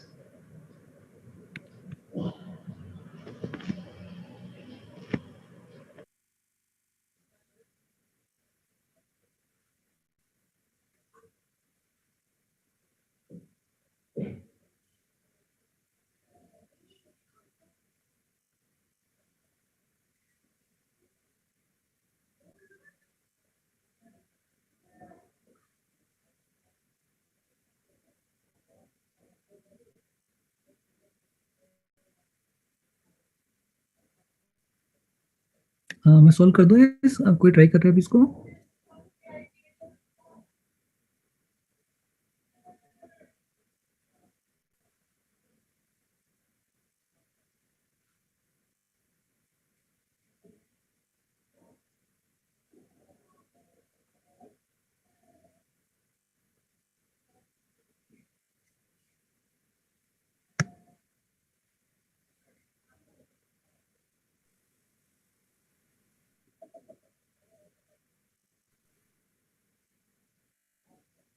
चलो सॉल्व कर लेते हैं, ठीक है। कहीं भी क्लास भी होने वाला है, क्लास क्वेश्चन नहीं है। अच्छा नहीं है क्लास तो 12 o'clock थोड़े 12:30 तक क्लास है ना? Yes yes sir. अच्छा कोई सॉल्व कर रहा है या मैं सॉल्व कर दूं? हाँ तनु? सर बता दो।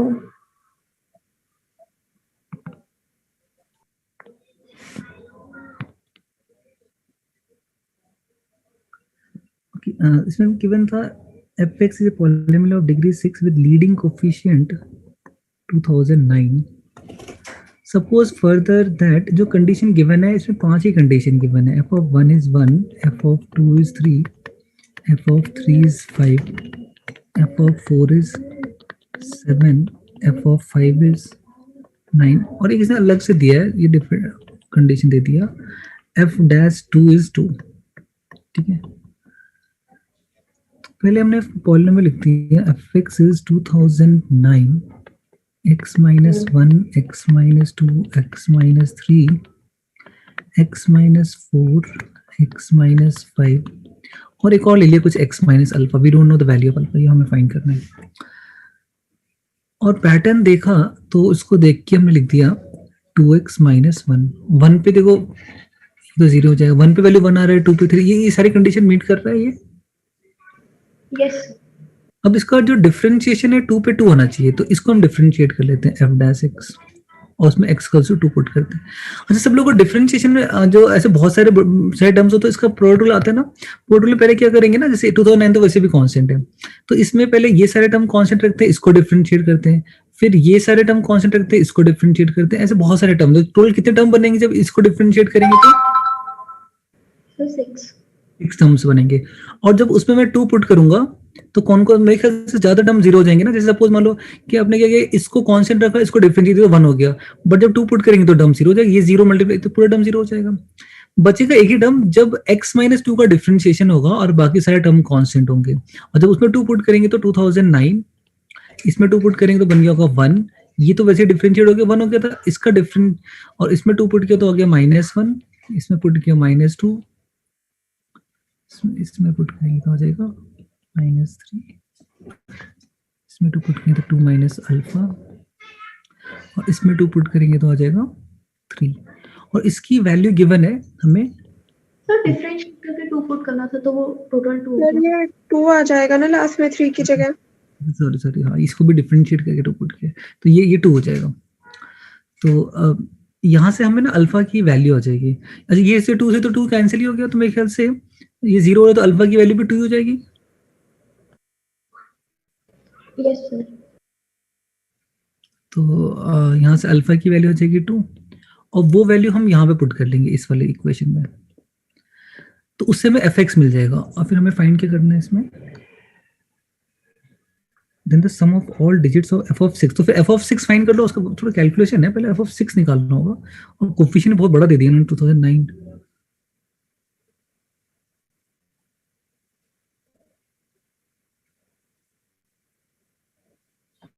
ये सब लोगों को समझ में आ गया क्वेश्चन?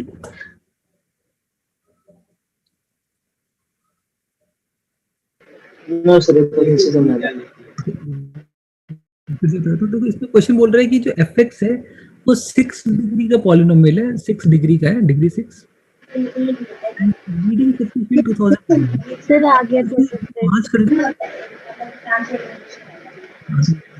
और ये 5 कंडीशन और एक अलग सी कंडीशन थी f डैश। जनरली हमें ऐसे 6 कंडीशन देते थे, इसमें उन्होंने थोड़ा अलग कुछ कर दिया। तो पहले ये 5 कंडीशन को देख के ना कि किन पॉइंट पे तो ये 1 पे है, 2 पे है, 3 पे, 4 पे और 5 पे, तो हमने जल्दी से, और लीडिंग कोएफिशिएंट 2009 तो ऐसे लिख दिया 2009 x minus 1 x minus 2 x minus 3 x minus 4 पे, बट हमें 6 डिग्री का बनाना है तो मैंने लिख लिया, और कुछ x माइनस अल्फा कुछ भी ले लो, x plus alpha x minus alpha कुछ भी ऐसे लिख दो,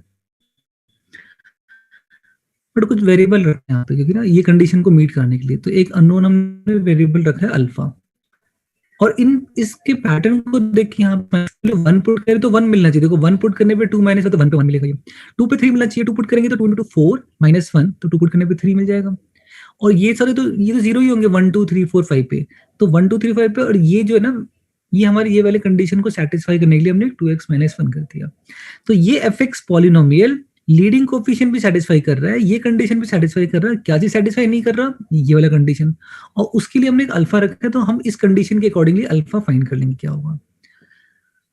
तो उसको फाइंड करने के लिए इसको डिफरेंशिएशन, तो डिफरेंशिएशन में ना एक प्रोडक्ट रूल होता है कि differentiation of P Q R is equals to, पहले पी क्यू कॉन्स्टेंट रखो एंड आर का डिफरेंशिएशन कर लो, फिर पी आर कॉन्स्टेंट रखो, फिर डिफरेंशिएशन ऑफ क्यू कर लो, and then Q R constant differentiation of P.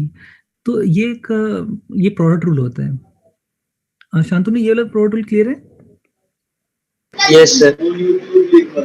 यहाँ पे मैंने देखा 2009 तो वैसे भी कांस्टेंट बाहर ही रहेगा, तो इसमें ना एक बार x माइनस 1 को डिफरेंशिएट करेंगे और ये सारे टर्म कांस्टेंट होंगे, एक बार x माइनस 2 का डिफरेंशिएशन करेंगे, बाकी सारे टर्म कांस्टेंट होंगे, ऐसे चलते रहेगा, और फिर बाद में हमें 2 पुट करना भी है, तो हम देखेंगे 2 तो यहाँ वैसे भी एक टर्म आ रहा है, अगर मैं x माइनस 1 को डिफरेंशिएट करता हूँ बाकी सारे टर्म कांस्टेंट रख के और 2 पुट करूंगा तो x माइनस 1 का डिफरेंशिएट 1 होगा, बट ये सारे टर्म बचे होंगे, और 2 पुट करने से 0 हो जाएगा ना, ये 2 माइनस 2 0, और 0 से सारे टर्म मल्टीप्लाई तो वो 0 ही हो जाएगा। तो मैं इतने सारे डिफरेंशिएट करने, इसके इतने सारे 6 टर्म लिखने में बहुत टाइम लग जाएगा, 6 टर्म लिखने की जरूरत नहीं है, तो ऐसे बस माइंड में सोच लिया हमने और ये लिख दिया है। तो मैं इसमें कौन सा टर्म बचेगा, नॉन जीरो टर्म कौन सा होगा, जब इसका डिफरेंशिएशन होगा, जब तक इसका डिफरेंशिएशन नहीं किया ना, किसी और टर्म का डिफरेंशिएशन किया, ये टर्म ये बच गया, x-2 बच गया, तो वो जीरो ही बनाएगा उसको, और जब इसको डिफरेंशिएट करोगे तो वो हट जाएगा। तो हमने इसका जब डिफरेंशिएशन किया तो बचेगा x-1, x-3, x-4, x-5, x alpha, और 2 पुट करने से वैल्यू हो जाएगी 2 - 1 1, 2 - 3 -1, 2 - 4 -2, 2 - 5 -3 और 2 - अल्फा, और इसका डिफरेंशिएशन 2, उसकी वैल्यू गिवन है क्वेश्चन में 2 है। यहां से हमने अल्फा की वैल्यू फाइंड कर ली, alpha is equals to 2। Shantanu ये समझ में आ गया कैसे फाइंड किया हमने अल्फा? Yes sir. ये इसका इंपॉर्टेंट था, अल्फा फाइंड करना, क्योंकि इसके बाद तो अल्फा पुट कर दोगे और क्वेश्चन बोल रहा है f(6) फाइंड करना है, तो x की वैल्यू, अब यहाँ पे अल्फा पुट करके x की वैल्यू 6 पुट कर दो, f(6) हो जाएगा। Yes sir.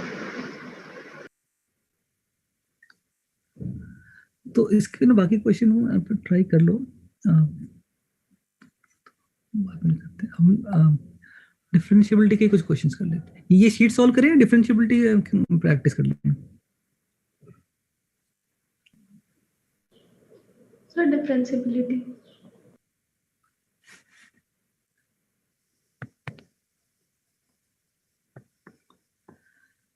So,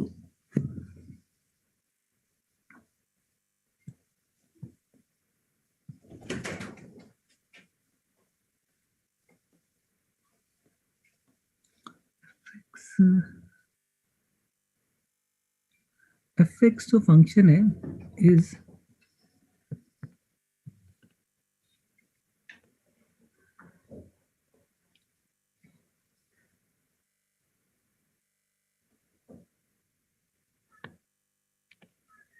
fx is discontinuous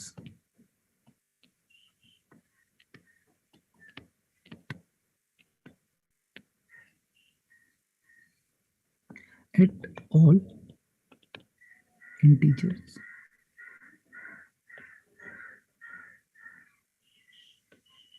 fx जो फंक्शन है discontinuous at all integers है, and fx can take values -1, 0 and 1.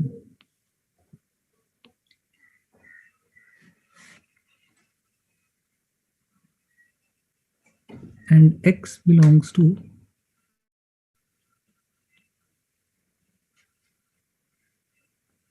0 to 100. Find all possible number of functions fx. Find मतलब कितने functions बन सकते हैं which are discontinuous or at all integers where fx takes only these three values, and जो domain है that is 0 to 100. Question सब लोगों को समझ में आ गया? Yes sir. फाइंड करके बताओ कितने कितने ऐसे फंक्शंस बन सकते हैं।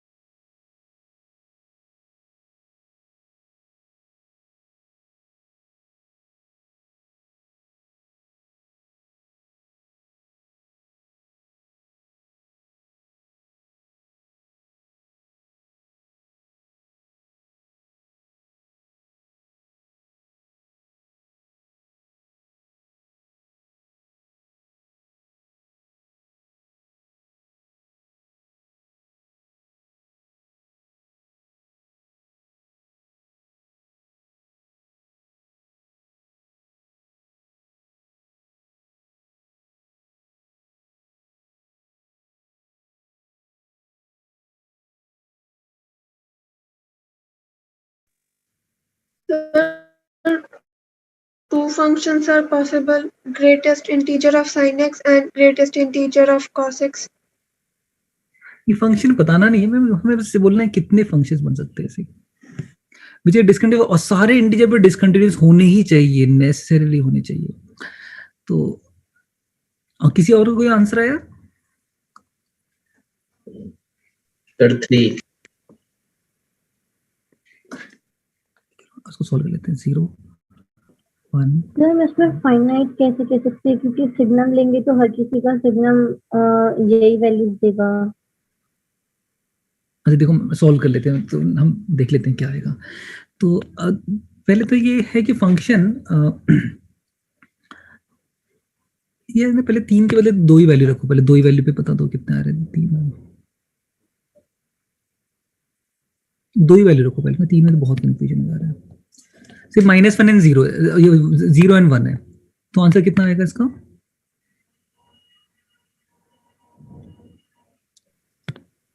सर 1. उसके बाद 1.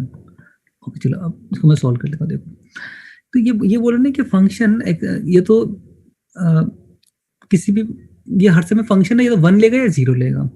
सपोज x = 0 पे या तो इसकी वैल्यू 0 होगी या 1 होगी. तो x = 0 पे कितने ऑप्शन है इसके पास? Sir sir 2. 2 ऑप्शन है. तो या तो 0 ले सकते हैं, 1 है. तो कोई भी एक केस ले लेते हैं. सपोज x = 0 पे उसने 0 ले लिया. x = 0 पे 0 ले लिया इस पॉइंट पे, ठीक है, क्योंकि x = 0 पे उसको डिसकंटिन्यूअस बनना है. तो अगर यहाँ पे उसने 0 ले लिया है तो फंक्शन क्या यहीं से जाएगा कि ओपन बबल लगे फिर यहाँ से जाएगा? सर ओपन बबल के ऊपर से जाएगा. ओपन बबल लगे इसका एक ही ऑप्शन है. ओके तो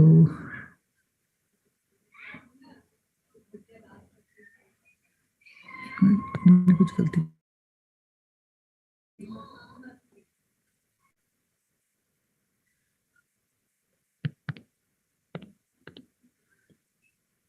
x = 0 पे 0 पे और 0 से वैल्यू निकलने वाले पे देखते हैं. देखो 0 पे ना कितने केसेस बन रहे हैं कि 0 पे वैल्यू वो 0 ले ले और फंक्शन ओपन बबल लग के ले. एक तो केस ये इस 0 पे डिसकंटिन्यूअस हो गया है ना.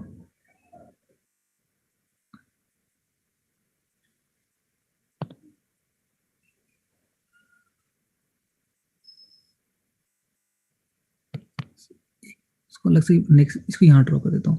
देखो 0 पे किसने डिसकंटिन्यूअस, एक तो यहाँ पे वैल्यू ले लिया और ये ऐसा डिसकंटिन्यूअस होगा. एक यहाँ पे वैल्यू ले ले, यहाँ पे ओपन बबल लग जाए और नहीं, और दूसरा केस क्या आएगा, यहाँ पे वैल्यू ले ले और यहाँ पे ओपन बबल लग के. 2 ही केस बनेंगे ना इसके. x = 0 तो सॉरी इसके 2 ही बन रहे हैं, ठीक है. तो 0 पे तो 2 केस बन गए, उनमें से हमने कोई भी एक केस ले लिया. तो सपोज हमने ये वाला केस ले लिया, फंक्शन इस तरीके से चला गया. नो 1 पे कितनी पॉसिबिलिटी है? 1. क्योंकि यहाँ से ये लाइन तो यहाँ पे आ ही चुका है. अब 1 के पास ऑप्शन है कि इस पॉइंट पे ओपन बबल लग जाए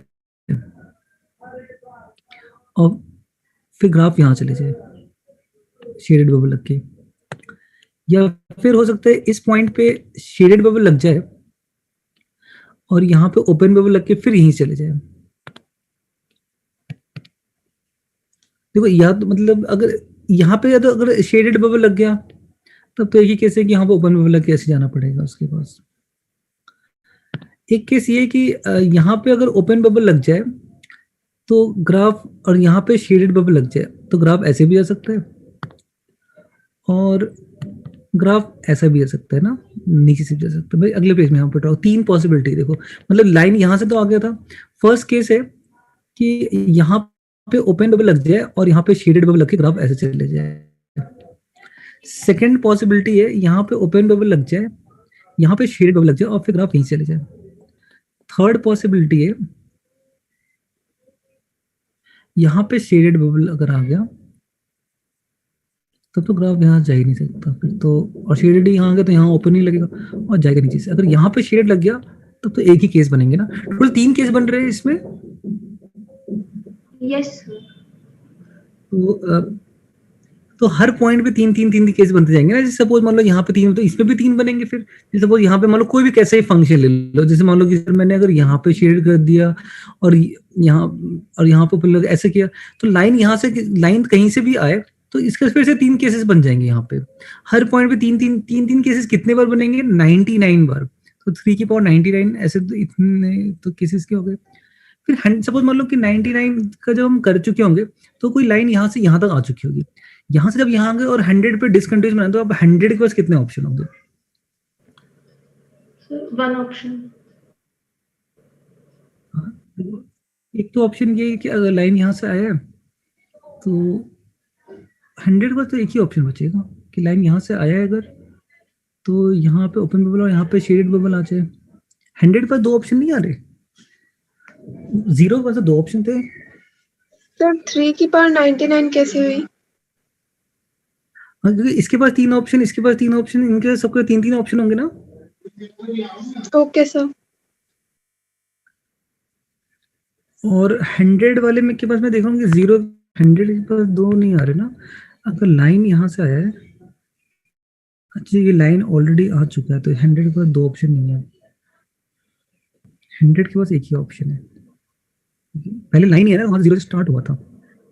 ये अगर ये ऑलरेडी लाइन आ गया तो अब ये कि यहीं पे अगर शेडेड बबल लगा दिया तो फिर तो आगे का कुछ जाना ही नहीं है उसको, तो यहाँ पे ओपन बबल लगेगा और यहाँ पे शेडेड आएगा। सब लोगों को समझ में आ गया? तो 2 into 3 is 99 into 1 हो जाएगा। यस इतने फंक्शन बनेंगे।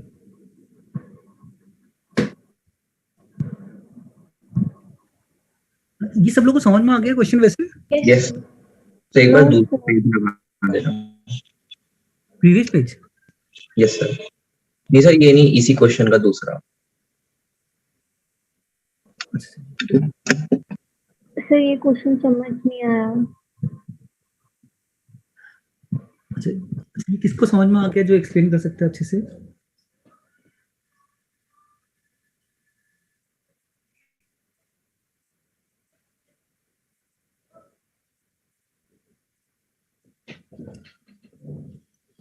ये किसी को समझ में आ गया जो एक्सप्लेन कर सकते हैं?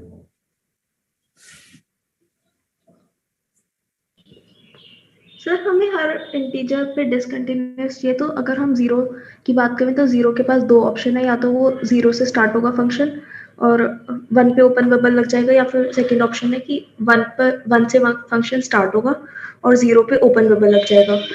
और फिर ऐसे 0 के पास 2 ऑप्शंस हो गए, लेकिन जब हम 1 पे जाएंगे तो 1 के पास 3 ऑप्शंस हो जाएंगे, क्योंकि ऐसा भी हो सकता है अगर हमने ऐसे फंक्शन को 0 से स्टार्ट किया और 1 पे ओपन बबल लगाया तो हम ऐसा कर सकते हैं कि 1 पर तो ओपन बबल लग जाए और फिर वो फंक्शन 0 से स्टार्ट 0 मतलब 0 पे ओपन बबल 1 पर क्लोज्ड बबल, और ऐसा भी हो सकता है कि 1 पर क्लोज्ड और फिर आगे 1 से ही चलता रहे, या फिर ऐसा हो सकता है कि 1 पर क्लोज्ड और 1 पर ओपन लेकिन चलता वो 1 से ही रहे। सर मैंने शायद उल्टा बोल दिया।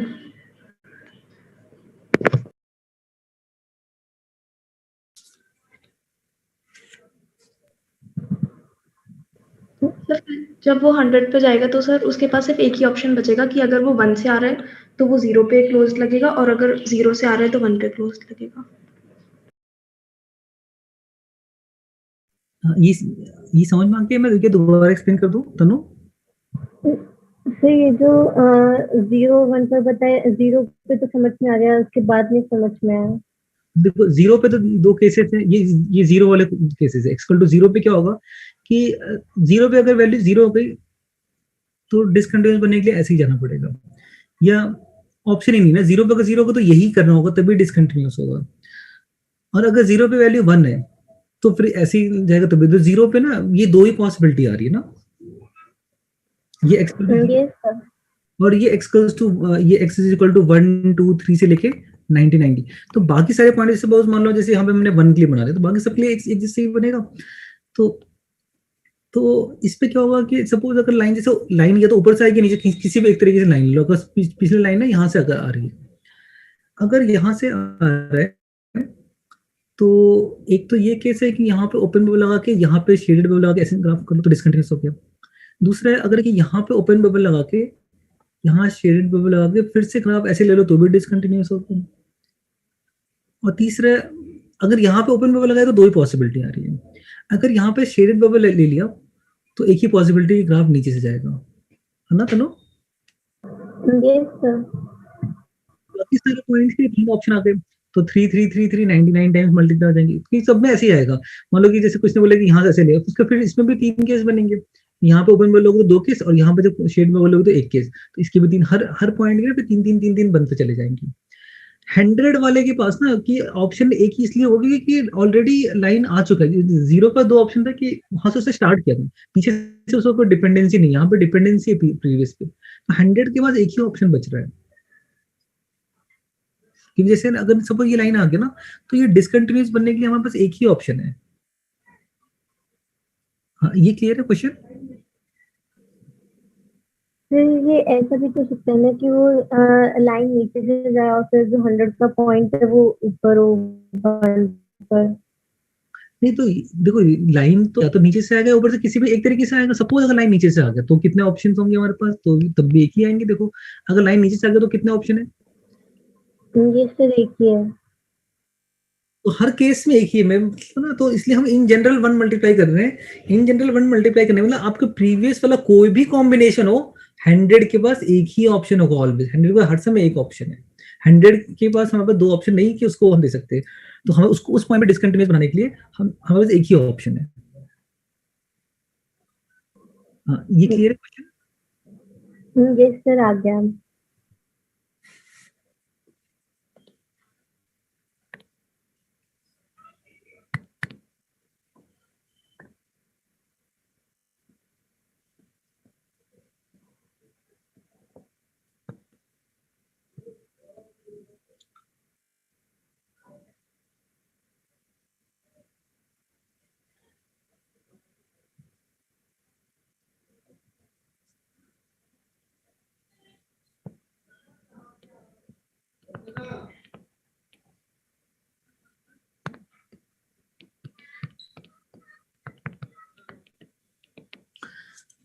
हम बताने किस पॉइंट पे फंक्शन नॉन डिफरेंशिएबल होगा।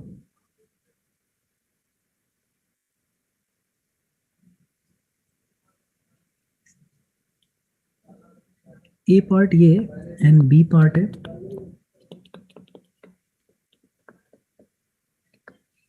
ये दोनों पार्ट चेक करके बताओ।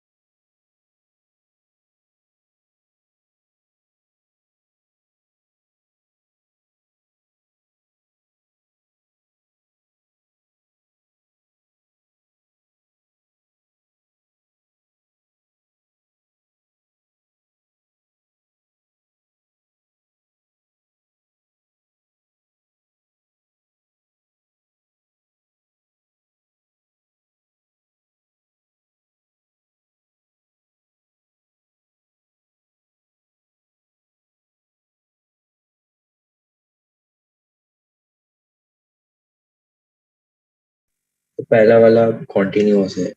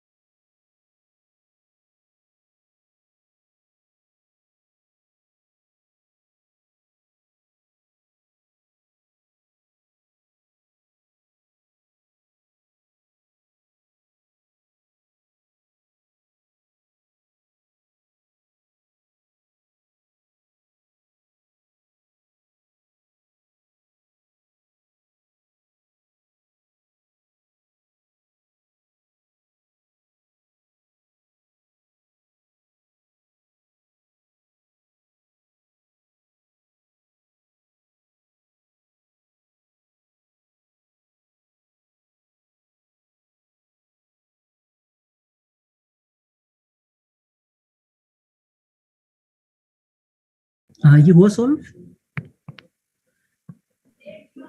एक मिनट,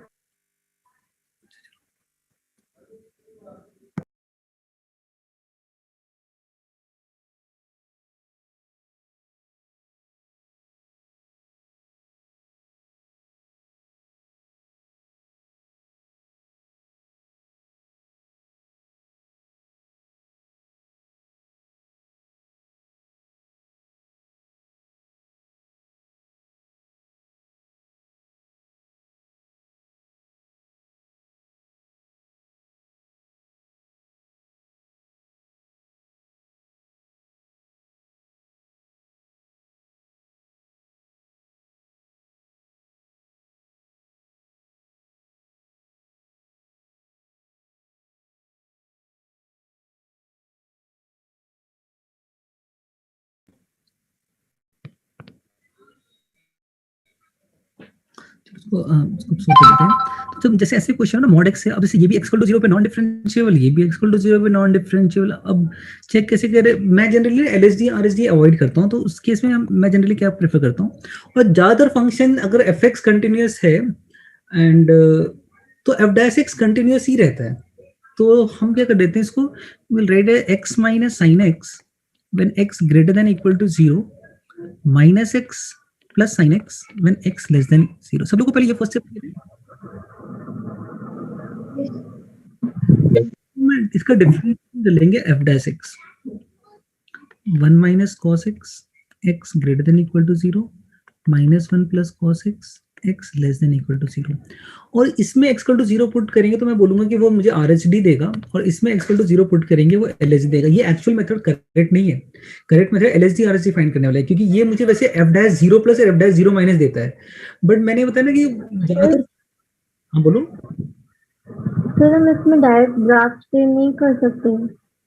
ग्राफ में बहुत टिपिकल हो जाएगा ना, मॉड x में फिर माइनस साइन मॉड x को ड्रॉ करना, तो मतलब अलग अलग ये दोनों के नॉन डिफरेंशिएबल है, तो फिर वो प्रॉपर्टी लगा कर सर। अब कौन सी प्रॉपर्टी? सिर्फ जो प्लस माइनस की थी कि अगर एक नॉन डिफरेंशिएबल होगा उन पॉइंट्स पर, दूसरा तो फिर सारे पॉइंट उसमें नॉन डिफरेंशिएबल में आ जाएंगे, उसके नॉन डिफरेंशिएबल पॉइंट्स आ जाएंगे। ये प्रॉपर्टी तो ये नहीं कि अगर दो फंक्शन ऐड सब्ट्रैक्ट हो रहे हैं और दोनों नॉन डिफरेंशिएबल है, तो जो रिजल्टेंट फंक्शन वो और दोनों के पॉइंट ऑफ नॉन डिफरेंशिएबिलिटी भी सेम आ रहा है, तो रिजल्टेंट फंक्शन डिफरेंशिएबल भी हो सकता है, नॉन डिफरेंशिएबल भी हो सकता है। अब हमें क्वेश्चन को ऐसे क्वेश्चन में फंक्शन को देख के सॉल्व करना है। अब देख के कैसे सॉल्व करेंगे, उस समय मैंने सॉल्व नहीं करवाया था ये चीज।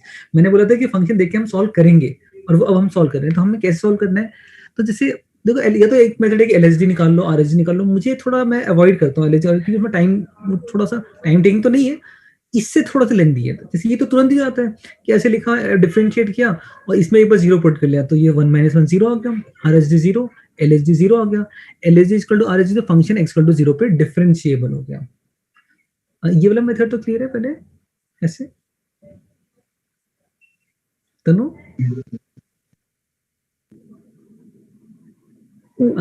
ये समझ में आ गया? सर ये नहीं आया। देखो इसमें ना पहले क्या करो, देखो एक्चुअल जो मेथड है किसी फंक्शन को डिफरेंशिएबिलिटी चेक करने का, वो है एलएचडी निकाल के एंड आरएचडी निकाल के। अगर ये दोनों वैल्यू इक्वल हो रही है तो वो f' at x = 0 हमें वैल्यू देगा। बट अगर आपने डिफरेंशिएट करके इसमें 0 पुट किया तो वो हमें f' at x 0 नहीं देता है, वो f' at x = 0 प्लस, इसका मतलब x = 0 पे हमें RHL एंड LHL देगा। बट ज्यादातर फंक्शन ना f' उनके कंटिन्यूअस होते हैं, तो ये वैल्यू इसकी इक्वली आता है, तो हम इसको डिफरेंशिएट करके कर लेते हैं। तो हम डिफरेंशिएट करके भी फाइंड कर लेते हैं। किस केस में नहीं करना है, जब क्वेश्चन में sin 1/x cos 1/x ऐसे 1/x सम हो ना, तो डिफरेंशिएट करने से हमें अलग रिजल्ट आएगा, वो रॉन्ग रिजल्ट होगा। हमें एलएचडी आरएचडी से करेक्ट रिजल्ट आता है, तो वो केस अलग है। फिर बाकी क्वेश्चन में हम ऐसे कर सकते हैं। सब लोग समझ में आ गया? Yes sir. तो इसमें जैसे ना हम, तो जैसे इसमें तो sin 1/x cos 1/x सम नहीं आ रहा है, तो सिंपली ऐसे x पॉजिटिव में एक केस ले लो, x नेगेटिव में केस लो। ये 0 से बड़ा होगा तो वो हमें देगा आरएचडी, 0 छोटा होगा तो देगा एलएचडी, और देख लो दोनों इक्वल आ रहा है कि नहीं आ रहा। इक्वल आ गया तो वो डिफरेंशिएबल होगा उस पॉइंट पे, नहीं आया तो नॉन डिफरेंशिएबल होगा। सिमिलरली जैसे ये क्वेश्चन है हमें करना है, तो we will write x/1 + x when x > 0, x/1 - x when x less than equal to 0. No, इसको डिफरेंशिएट कर लो, क्या आ रही है, और 0 पुट करके देखो, डिनोमिनेटर का square, denominator constant, differentiation of numerator, numerator constant, differentiation of denominator, denominator का स्क्वायर, डिनोमिनेटर। नो, अब x इक्वल टू 0 पुट करके देखो, क्या दोनों वैल्यू सेम आ रही है? ये वैल्यू तो 1 ही हो जाएगा और ये भी 1 हो जाएगा, तो इसका देखा हमने LHDRC सेम आ रहा है, तो इससे भले ही एक mod x है, पर mod x mod of fx नहीं है ना, mod ऑफ fx में जो होता है वो नॉन डिफरेंशिएबल, ये mod x डिनोमिनेटर में कहीं कहीं पे इधर उधर आ रहा है, तो ऐसे केस में हम प्रॉपर मेथड से ना निकाल के चेक करके वेरीफाई कर ले तो बेटर है। अगर mod ऑफ fx होता है वो केस, ये ऐसा नहीं है, x by 1 plus mod x है, मैंने mod ऑफ fx के रिजल्ट लिख पाया है, x by 1 plus mod x से मैंने रिजल्ट नहीं लिख पाया। सब लोग क्लियर है ये क्वेश्चन? सर फिर जो ए पार्ट है उसमें हम ये बोलेंगे कि नॉन डिफरेंशिएबल सारे इंटीजर पॉइंट्स हैं। नहीं, ये तो देखो, इसका पॉइंट ऑफ नॉन डिफरेंशिएबिलिटी क्या है, x इक्वल टू 0, इसका पॉइंट ऑफ नॉन डिफरेंशिएबिलिटी क्या है, जब मॉड के अंदर टर्म 0 होगा, तो इसका भी x इक्वल टू 0 पे आ रहा है, तो दोनों बेसिकली x इक्वल टू 0 पे पॉइंट नॉन डिफरेंशिएबल बन रहे हैं, तो बाकी सारे इंटीजर पॉइंट पे क्यों नॉन डिफरेंशिएबल होगा? दो बाकी सारे पॉइंट पे तो दोनों ही डिफरेंशिएबल है, तो डिफरेंशिएबल बाकी पॉइंट पे अगर दोनों डिफरेंशिएबल, तो डिफरेंशिएबल प्लस डिफरेंशिएबल या डिफरेंशिएबल माइनस डिफरेंशिएबल, डिफरेंशिएबल ही रहेगा। ओके सर, उससे मैं थोड़े में से वही क्वेश्चन देखने में। ये सब लोगों को समझ में आ गया क्वेश्चन? Yes sir.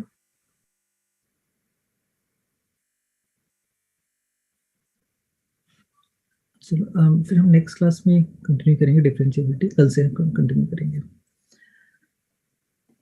ये शीट ना सब लोग शीट मतलब सब लोग पैकेज पहले सबसे पहले सॉल्व कर लो, पहला, फिर मेंस की आर्काइव, मेंस एंड एडवांस की आर्काइव सबने सॉल्व कर लिया है? Yes sir. तो पैकेज सॉल्व कर लेना है, मेंस एंड एडवांस की वो सॉल्व कर लो, और फिर ये शीट सॉल्व कर लो जितना कर सकते हो, और उसके किसी पास अगर मतलब फिर बुक है अरिहंत है तो अरिहंत सॉल्व, उसमें मेरे ख्याल अरिहंत में बहुत क्वेश्चन होते हैं वैसे, उसमें जितने हो सकते हैं उसके भी सॉल्व कर लो।